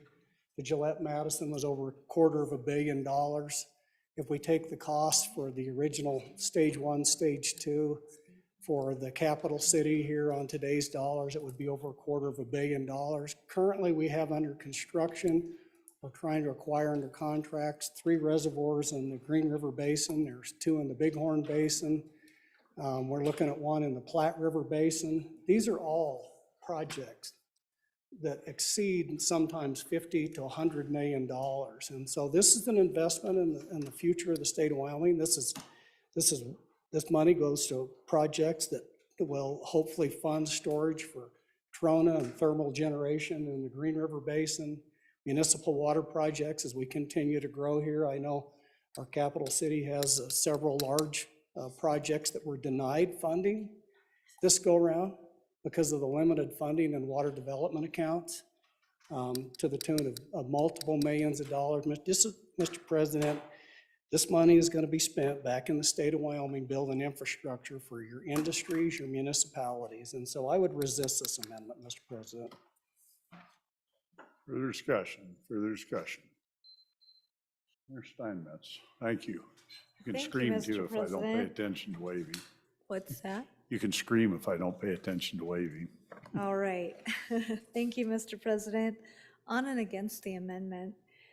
Fellow senators, these are the accounts that fund all of our municipalities and our irrigation infrastructure, our dams and reservoir projects.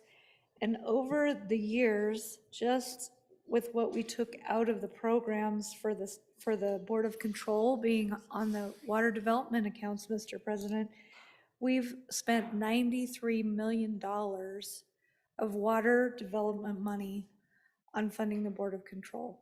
So with that, I'd ask you to resist this amendment. Thank you. Further discussion. Senator Groove for your second time. Thank you, Mr. President. Once again, the construction dollars for this year, $30 million. That's what we have allocated. And I know we've got other projects on the board and they have various costs. So let's talk about that for a minute because it's a concern as a member of the Water Committee. I have a concern about the cost escalation of these projects. They have gone up, a lot of them exponentially, and it's a concern to me. And so I know it's something that we all are trying to watch our dollars, watch every one of them very closely, very preciously. And that's all I'm trying to do here. We'll be back in 9 months. Those projects are still going to be there. We can still take a look at those costs. No, I purposely did not put this towards any permanent savings account because I do want that money to be there if we need to spend it on water projects that I believe in. But all I was saying is right now we have been going through the budget with a fine-tooth comb. We've been cutting projects. We've been cutting out amounts of money for inflation. We've been cutting those dollars back. And we've been going through, like I say, project by project, line by line, and working on this. This is an attempt, on my part, to do the same. So I ask you to join me in that effort. I know many of you have been there all along. And so I know that you'll hopefully take this into consideration and look upon it favorably. Thank you, Mr. President.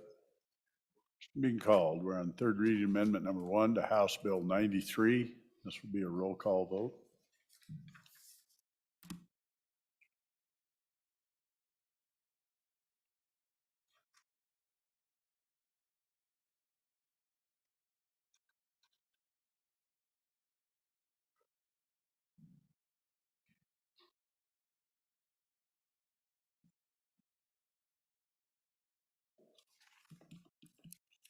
Third reading amendment number 1 to House Bill 93, roll call.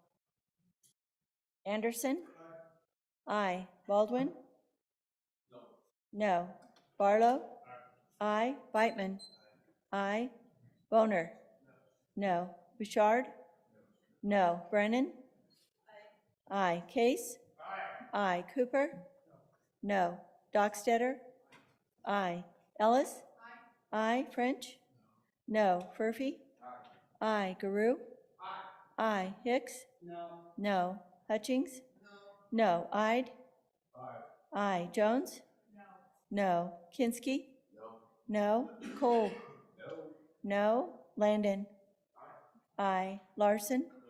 No. McEwen? No. Nethercott? Aye. Pappas?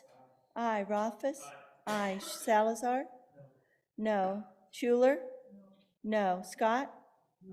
No. Steinmetz? No. President Driscoll? No. No. Closing vote.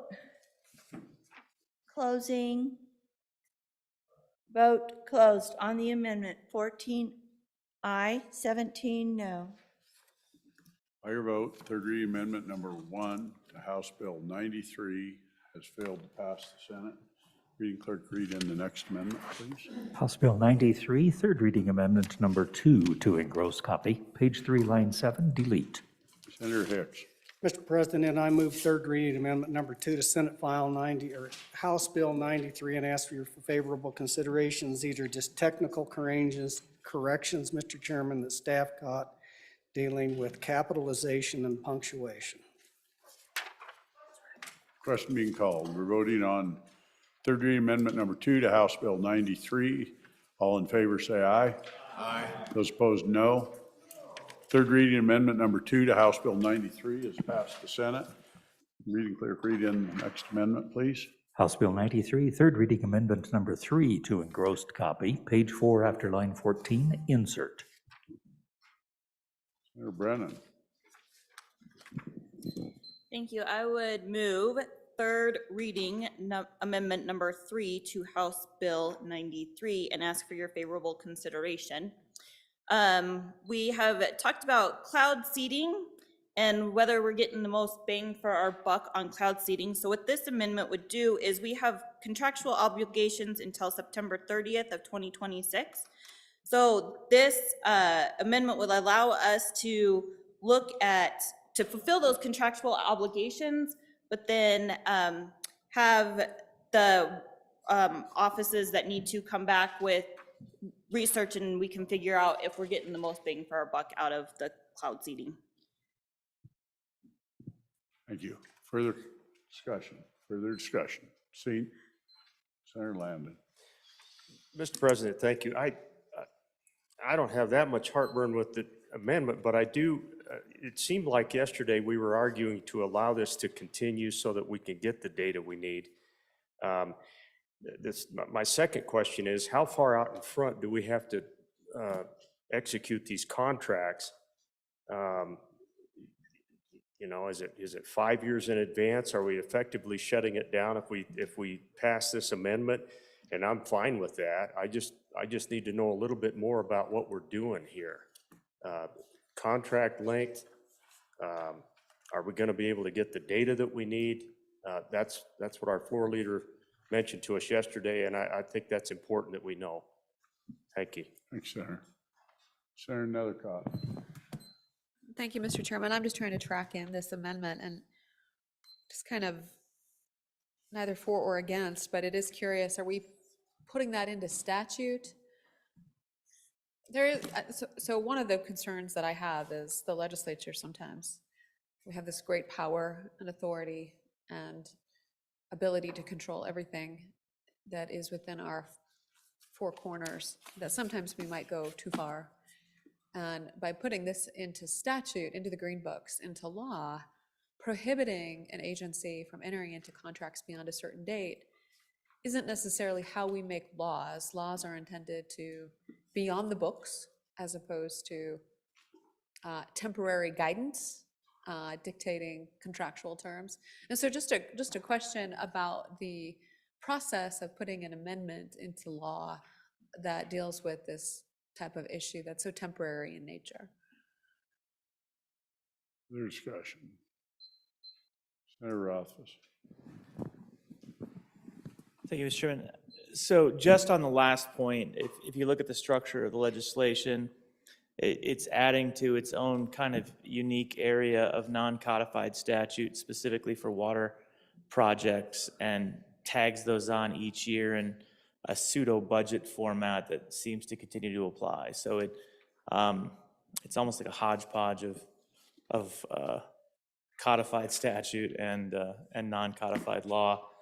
So I don't know whether anybody is checking into it to see it go out to the 26th. Most of this does tend to apply on a biennial budget basis. So it seems similar to us putting something in a budget that we expect to go out a little bit further. But to the extent that it's not like the budget self-ending after 2 years, I think it ends up having the force of non-codified statute, which means it still applies if anybody looks there. That's what I think it's doing, Mr. President. And again, I don't know that I like the budget, or excuse me, the amendment specifically, but I think that's what's happening, at least. Thank you. Senator Steinmetz.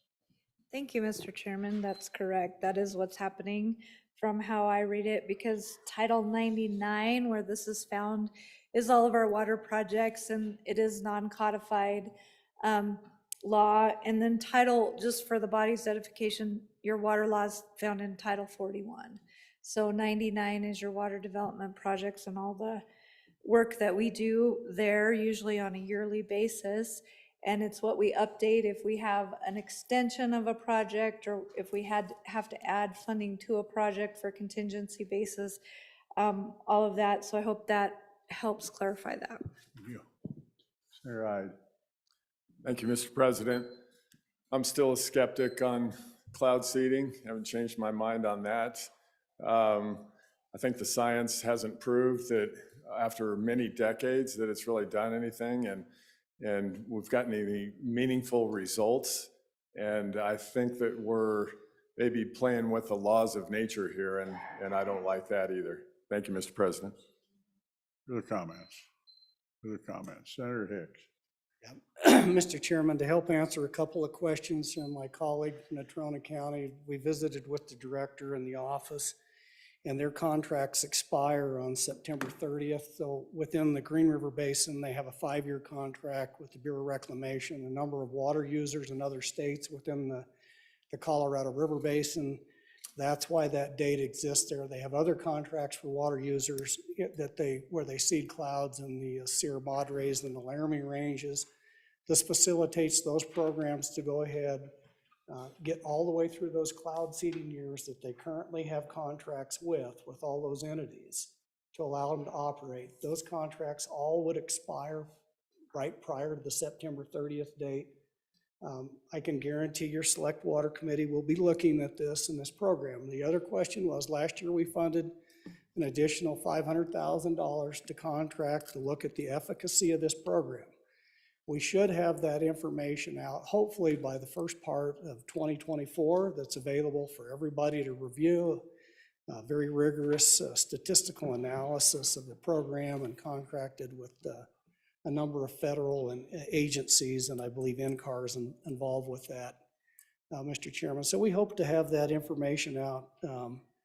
Again, this would facilitate doing everything the program's currently contractually obligated to do. So I hope that answers questions. Thank you. Other comments? Since in the question, We are voting on third reading amendment number 3 to House Bill 93. All in favor, say aye. Aye. Those opposed, no. Ayes have it. Third reading amendment number 3 to House Bill 93 has passed the Senate.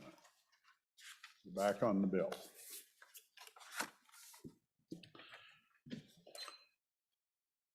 House Bill 93, Omnibus Water Bill Construction, having been read 3 separate times, the question is, shall the bill pass? Chief Clerk will call the roll. House Bill 93, third reading roll call. Anderson? Aye. Baldwin? Aye. Barlow? Aye. Beitman? Aye. Boner? Aye. Bouchard? Aye. Brennan? Aye. Case? Aye. Cooper? Aye. Dockstetter? Aye. Ellis? Aye. French? Aye. Furphy? Aye. Garou? Aye. Hicks? Aye. Hutchings? Aye. Ide? Aye. Jones? Aye. Kinsky? Aye. Cole? Aye. Landon? Aye. Larson? Aye. McEwen? Aye. Nethercott? Aye. Pappas? Aye. Rothfuss? Aye. Salazar? Aye. Schuler? Aye. Scott? Aye. Steinmetz? Aye. President Driscoll? Aye. Closing vote. Closing. Vote closed. House Bill 93, 31 aye. House Bill 93, Omnibus Water Bill Construction, having received the affirmative vote of the majority members elect to the Senate. House Bill 93 is passed the Senate. Excuse me. Excuse me. Standing committee reports. February 13, 2023. Mr. President, your committee number 9, Minerals, Business, and Economic Development, to whom was referred House Bill 190 engrossed, Wyoming Value-Added Energy and Industrial Plan, respectfully report same back to the Senate with a recommendation that it do pass amended. Ayes, Senators Cooper, Dockstader, Ellis, Jones, and Rothfuss. Senator Dockstader, Chairman. Mr. President, your committee number 1, Judiciary, to whom was referred House Bill 96 engrossed, transfer on death deed insurance coverage, respectfully report same back to the Senate with the recommendation that it do pass amended. Ayes, Senators Case, Cooper, Furphy, Landon, and Schuler. Senator Landon, Chairman. February 14, 2023, Mr. President, your committee number 7, Corporations, Elections, and Political Subdivisions, to whom was referred House Bill 106, Eminent Domain Wind Energy Collector Systems. Respectfully report same back to the Senate with the recommendation that it do pass. Ayes, Senators Barlow, Case, and Scott. No, Senators Boner and Landon. Senator Case, Chairman. Mr. President, your committee number 7, Corporations, Elections, and Political Subdivisions, to whom is referred House Bill 142 engrossed, Notice of Annexation. Respectfully report same back to the Senate with a recommendation that it do pass. Ayes, Senators Barlow, Boner, Case, Landon, and Scott. Senator Case, Chairman. Thank you.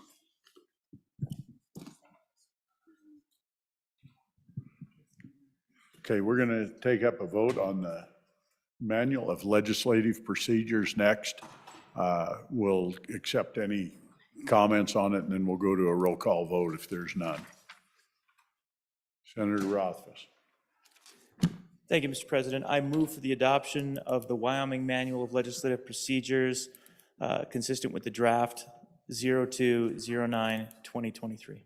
Thank you. Well done, Senator Rothfuss.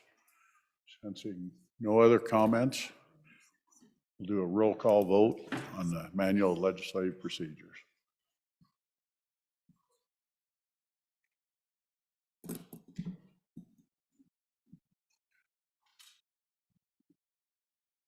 Manual of Legislative Procedures changes, roll call vote. Anderson?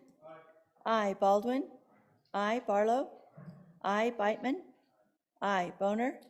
Aye. Bouchard? Aye. Brennan? Aye. Case?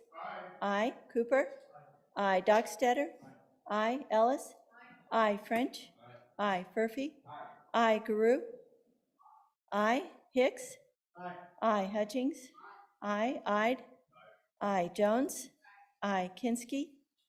Aye. Cole? Aye. Landon? Aye. Larson? Aye. McEwen?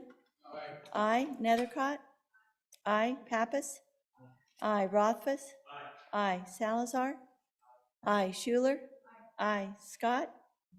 No. Steinmetz? No. President Driscoll? Aye. Aye. Closing vote. Closing. Vote closed. On the Manual of Legislative Procedure changes, 29 aye, 2 no. By your vote, the Manual of Legislative Procedures has been adopted.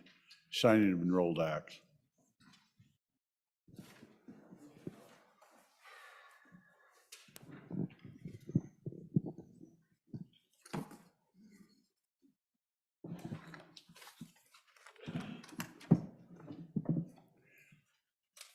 With that order of business, signing enrolled acts. Enrolled Act number 1, House of Representatives.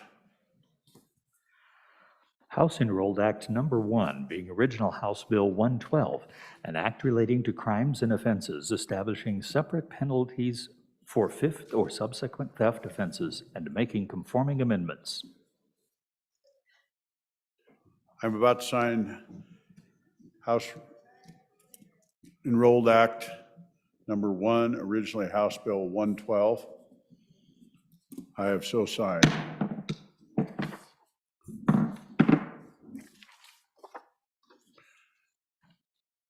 House Enrolled Act number 2, originally House Bill 111. House Enrolled Act Number 2, being original House Bill 111, an act relating to crimes and offenses, adding fentanyl to the list of controlled substances that qualify as a child endangerment offense, and clarifying the applicability of provisions.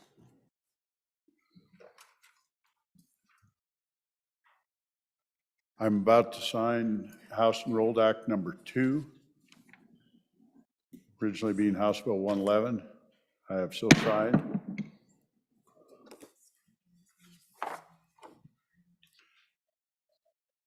Original House Bill, Enrolled Act number 3, House of Representatives, Bill number 97.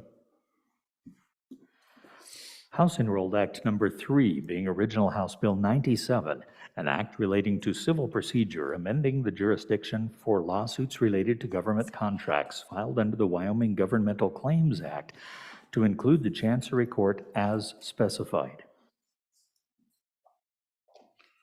I'm about to sign House Enrolled Act number 3, originally House Bill 97. I have so signed. Senator Hicks. Mr. President, pursuant to Senate Rule 5-5, I move to recall House Bill 103, Political Party Affiliations, Declaration and Changes, from your Committee Number 7, Corporation, and assign that House Bill 103 to Committee Number 3, Revenue. Senator Hicks. Yes. We can't interrupt signing enrolled acts. We'll have to finish and we'll do All your right. motion upon it. Thank you. I didn't know the rule either. Thank you. We'll continue through. House Enrolled Act number 4, originally House Bill 50. My bad. House Enrolled Act Number 4, being original House Bill 50, an act relating to the prioritization of municipal solid waste facilities cease and transfer projects, authorizing expenditure of previously appropriated funds, establishing a prioritized list of projects, establishing a maximum amount to be expended on projects, granting the Department of Environmental Quality limited discretionary authority to modify the prioritized list, specifying expenditures for carcass management project, and providing definitions, requiring reports, repealing a prior list of priority cease and transfer projects. I'm about to sign House Enrolled Act number 4, originally being House Bill number 50. I have so signed.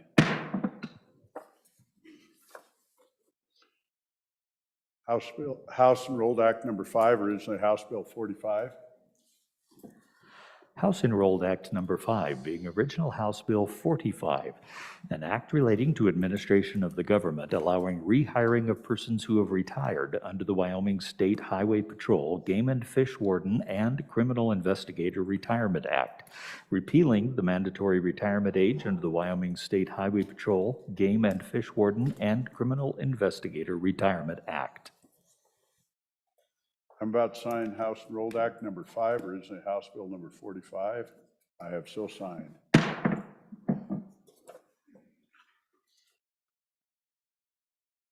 House Enrolled Act number 6, originally House Bill number 39.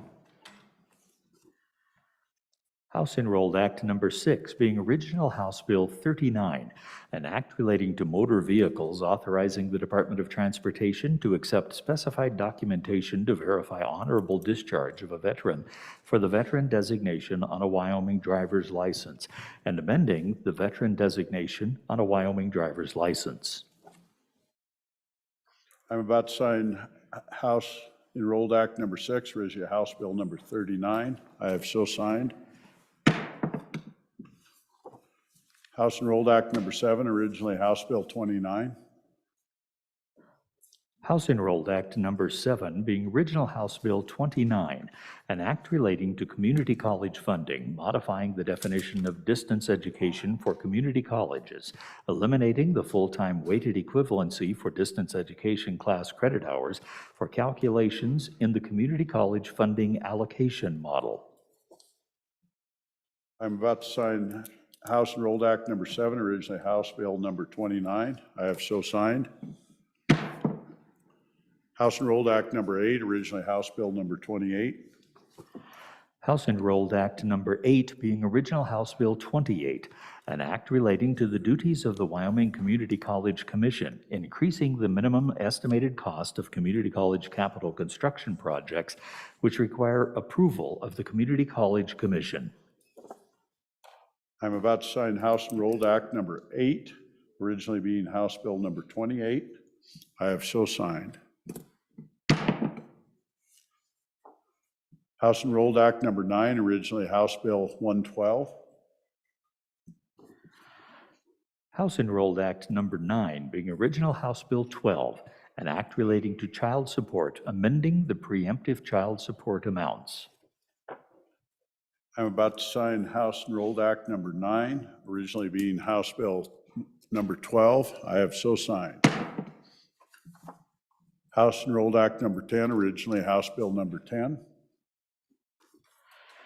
House Enrolled Act Number 10, being original House Bill Number 10, an act relating to county officers, increasing the amount of the bond that county officers are required to give as specified, eliminating a requirement for multiple sureties for county officers, and specifying applicability. I'm about to sign House Enrolled Act number 10, originally being House Bill number 10. I have so signed. House Enrolled Act number 11, originally being House Bill 24. House Enrolled Act Number 11, being original House Bill 24, an act relating to the administration of government, amending performance compensation payment limits for senior analysts and analysts employed by the state treasurer and Wyoming retirement system, authorizing relocation expenses for investment staff hired by the state treasurer and the Wyoming retirement system, and establishing maximum compensation amounts for investment staff employed by the state treasurer and the Wyoming retirement system, providing appropriations. I'm about to sign House Enrolled Act number 11, originally be House Bill 24. I have so signed. House Enrolled Act number 12, originally being House Bill 69. House Enrolled Act Number 12, being original House Bill 69, an act relating to the administration of government, continuing the coal-fired facility closures litigation funding account, amending permissible purposes and uses for the coal-fired facility closures litigation funding account for commencing and prosecuting lawsuits against states relating to coal exportation and coal-fired electric generation facilities, and making conforming amendments requiring reports. I'm about to sign House Enrolled Act number 12, originally being House Bill number 69. I have so signed.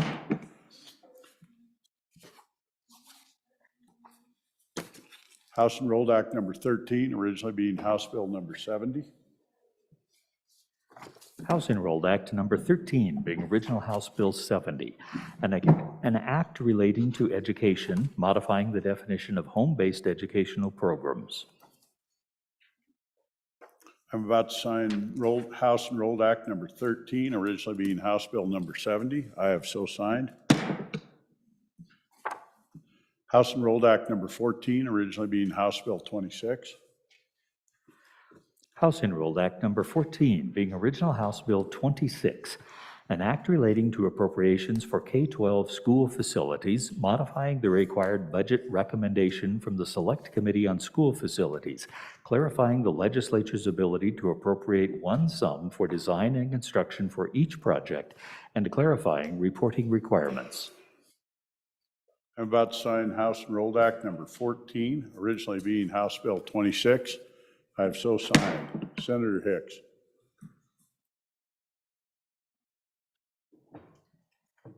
Mr. President, pursuant to Senate Rule 5-5, I move to recall House Bill 103, Political Party Affiliations, Declaration and Changes from Committee Number 7, Corporation, and assign House Bill 103 to Committee Number 3, Revenue.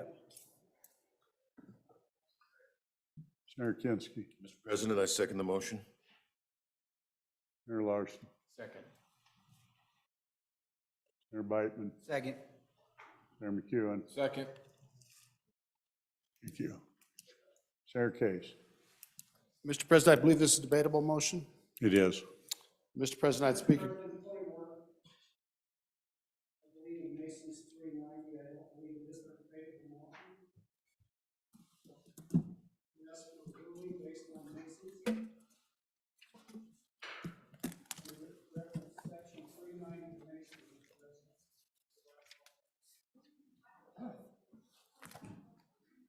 We'll stand at ease, sound of the gavel. We're going to look here just a minute.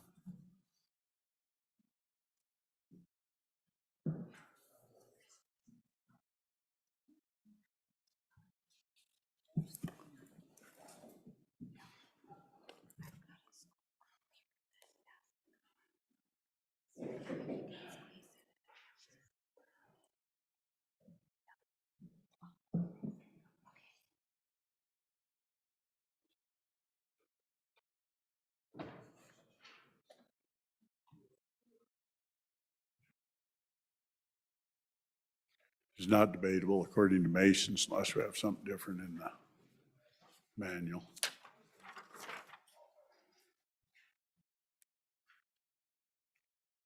I mean, rule, it's not debatable unless someone wants to challenge it to rules.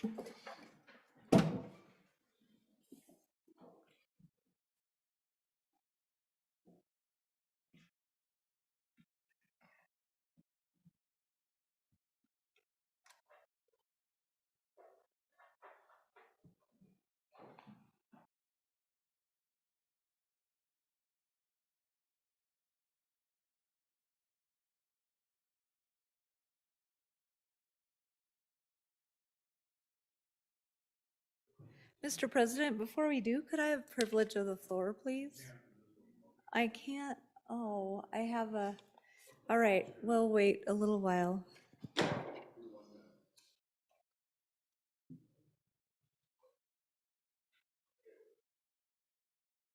We're back and it is debatable. That's Senator Rothfuss. Thank you. The question on this, though, is there are two motions effectively. There's a withdrawal and then there's a re-refer. Those were combined into one motion. I don't believe the withdrawal is debatable.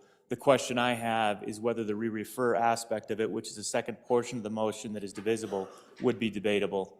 And honestly, I'm not sure yet. So that's the question that I would have.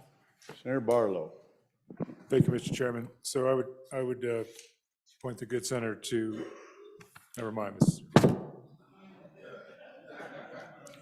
Okay, well, I'm going to rule it's debatable. If we want to go back to rules, we can. Otherwise, we're going to proceed on with debate. Senator Hicks. Mr. Chairman, I would like to divide the motion.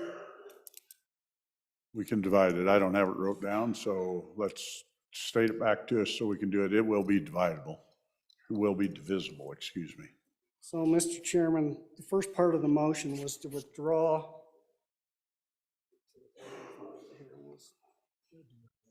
Oh, Mr. President, the first part of the motion was to recall House Bill 103, political party affiliation declarations and changes from Committee Number 7, Corporation. That would be the first division. Okay, Mr. Chairman, the second division was be to assign House Bill 103 to Committee Number 3, Revenue. Mr. President, the first motion is not debatable to withdraw. okay. We will allow the division, and we will call roll call on Division 1, which is to recall House Bill 103 from Committee Number 7, Corporations. Chief Clerk will call the roll. Recall of House Bill number 103, 103, I did. House Bill 103, I don't have it in front of me. House Bill 103, Political Party Affiliation Declaration and Changes. Thank you. We're voting to recall it from Committee Number 7. Roll call. recall of House Bill 103, moved by Hicks, seconded by Kinski, Beitman, and Larson. Anderson? No. Baldwin? No. Barlow? No. Beitman? Aye. Boner? Aye. Bouchard? Aye. Brennan? Aye. Case? No. Cooper? Aye. Dockstetter? Aye. Ellis? Aye. French? Aye. Murphy? No. Guru? No. Hicks? Aye. Hutchings? Aye. Ide? Aye. Jones? Aye. Kinski? Aye. Cole? Aye. Landon? No. Larson? Aye. McEwen? Aye. Nethercott? No. Pappas? No. Rothfuss? No. Salazar? Aye. Schuler? No. Scott? No. Steinmetz? Aye. President Driscoll? Aye. Aye. Closing vote. Closing. Vote closed. On the recall, 19 aye, 12 no. Division 1 on the recall out of Corporations Committee, House Bill 103, Political Party Affiliation Declaration and Changes has passed. We are on Division 2, which is reassignment of House Bill 103, Political Party Affiliation Declaration and Changes to Committee Number 3, Revenue. Do we have any discussion? Senator Case. Mr. President, for a point of information, this bill received a full hearing in your Corporations Committee. The motion was do pass, and the motion to do pass failed 3-2. Thank you. Further discussion. Senator Nethercott. Mr. President, about every other year, we see one of these maneuvers come through the upper chamber, the Senate.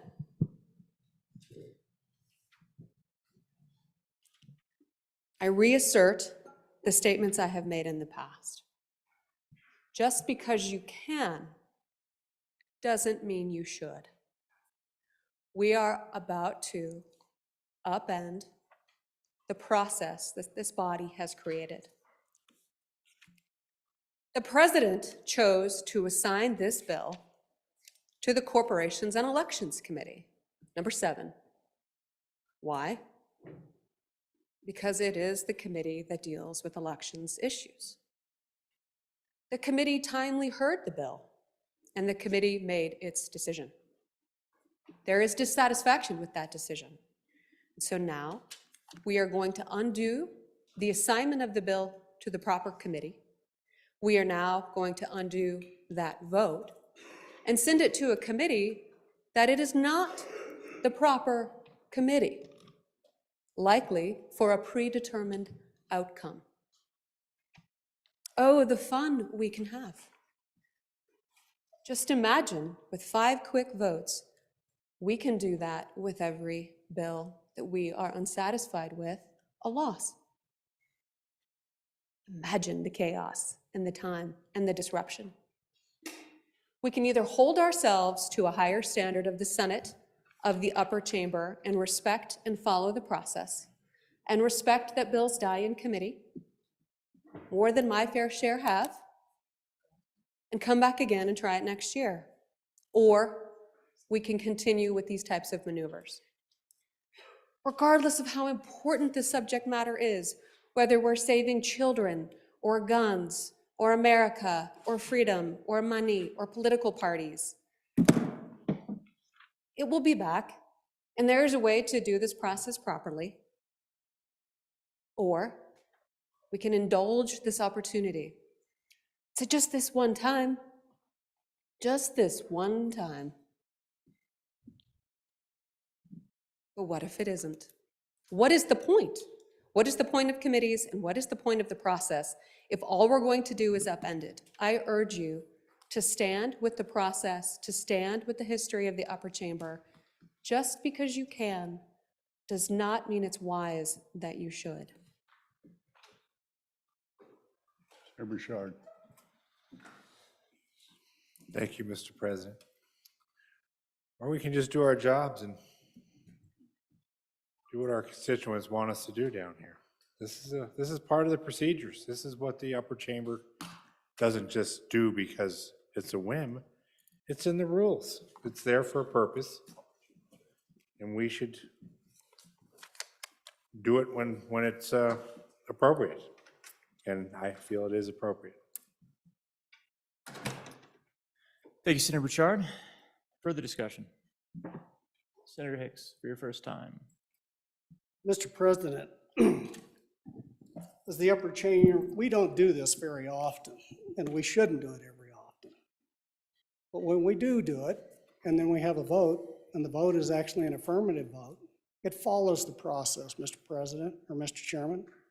So by your actions just a little while ago, you adopted this, which is the procedural hierarchy for the Manual of Legislative Procedures.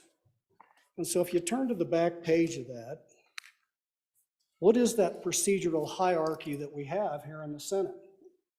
Well, the number one is the constitutional provisions and judicial decisions. That's number one. Number two is adopted rules, Mr. Chairman. So you have to ask yourself, why would we call out that as the second most thing that governs the procedures in the Senate? And if we were never supposed to use a rule, why would we have 5-5 in the books, Mr. Chairman? So this is the second highest governing document we have as the rules of the Senate. We have followed every procedure. There is a reason 5-5 is in the Senate rules, because it is a tool that is available to be used. It should not be overused, and it should not be abused, Mr. Chairman.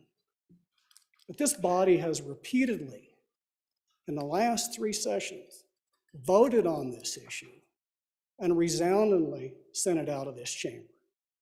So in circumstances like that, where we see an oversounding support from this body, this might be just one of those things that we put 5-5 in the rule for, Mr. Chairman, is to represent the majority of the body. No discredit to the committee. They did their work. The body just voted that they didn't agree with the work of the committee, Mr. Chairman. That's what we did. We followed the procedures that we've established and that we just adopted. That's what we did. No games, no nothing. This is the Senate. This is what we do. We follow the Constitution, and we follow our rules, and we follow the Manual of Legislative Procedures, and we follow Masons, Mr. Chairman. Not to be used, but to be used when the time is appropriate. On and for second division. Thank you, Mr. Majority Floor Leader. Senator Ellis, over to you. Thank you, Mr. Chairman. Just a point of order. Are we debating the decision or the request to assign this to revenue? Because it seems like we're talking about the first division of the motion, which we've already voted on. We should be talking about the motion to transfer this to revenue. Is that correct, Mr. Chairman? Senator Ellis, that is correct. The motion on the floor is a motion to re-refer or recommit the bill to the Revenue Committee. Back to you. Follow up, Mr. Chairman. So I guess my question to the bringer of the motion is, if we deny this motion, then the next motion that we would have or discussion we would have would be an assignment outside of, to any other committee other than the Revenue Committee and presumably the Corporations Committee. Is that right? On that point of order, it would be effectively on the desk of the president at that time and would be subject to rules based on a bill that is on the desk of the president, which may then be referred by the president at that point forward.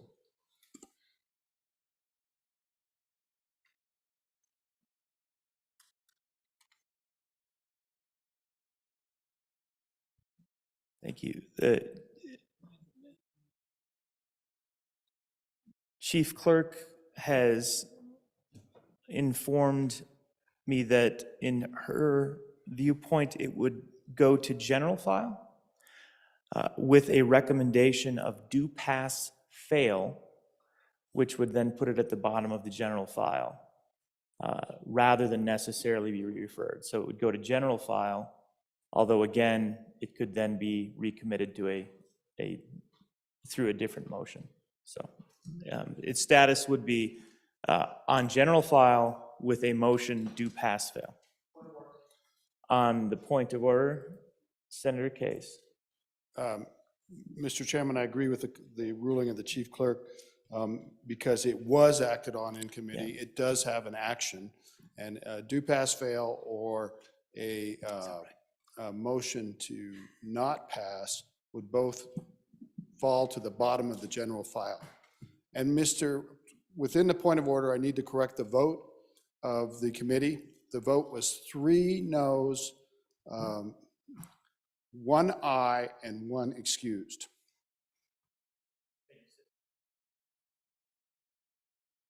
Thank you, Senator Case. One moment. We have some more information. I want to make sure that everyone has an accurate assessment.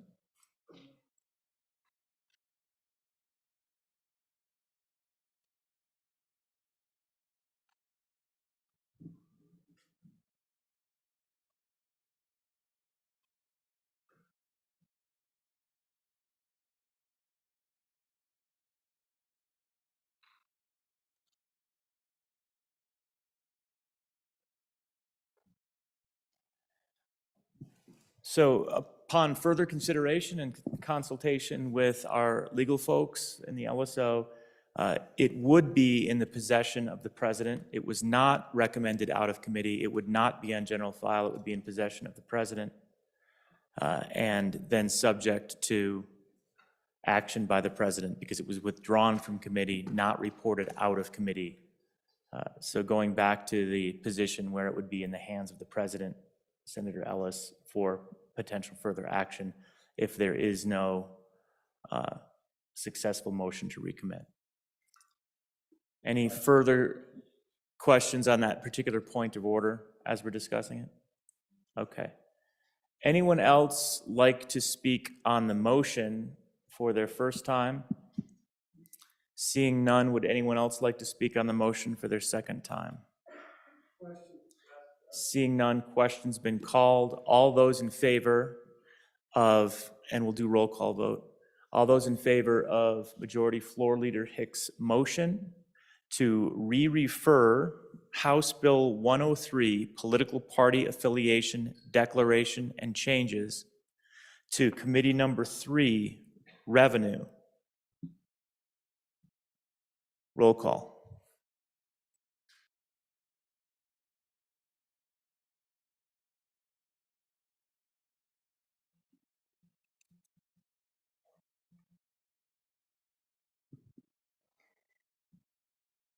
House Bill 103, reassignment to Committee Number 3, Revenue. Roll call vote. Anderson?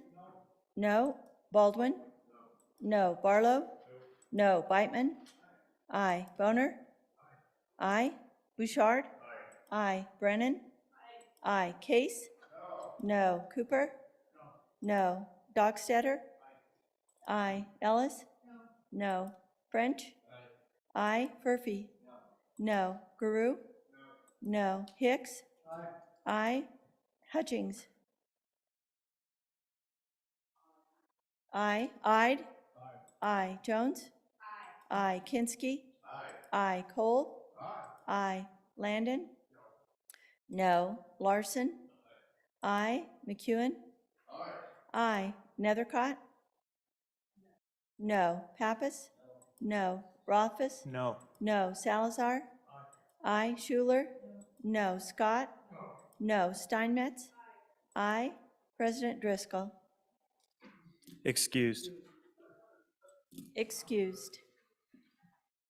Closing vote. Closing.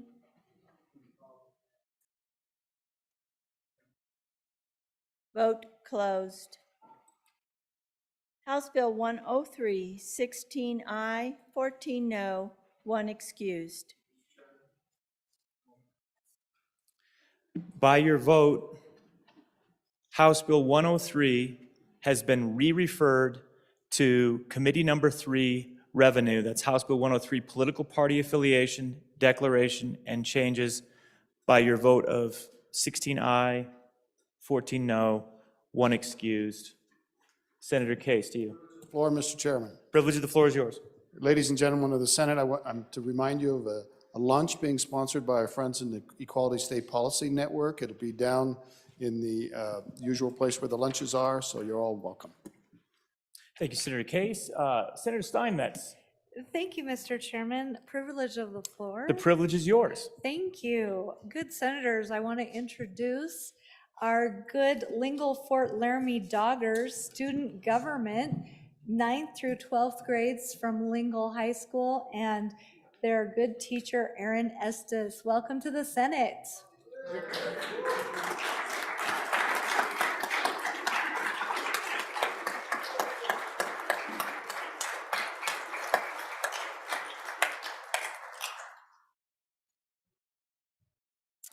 Thank you. Welcome to the Senate, Lingle.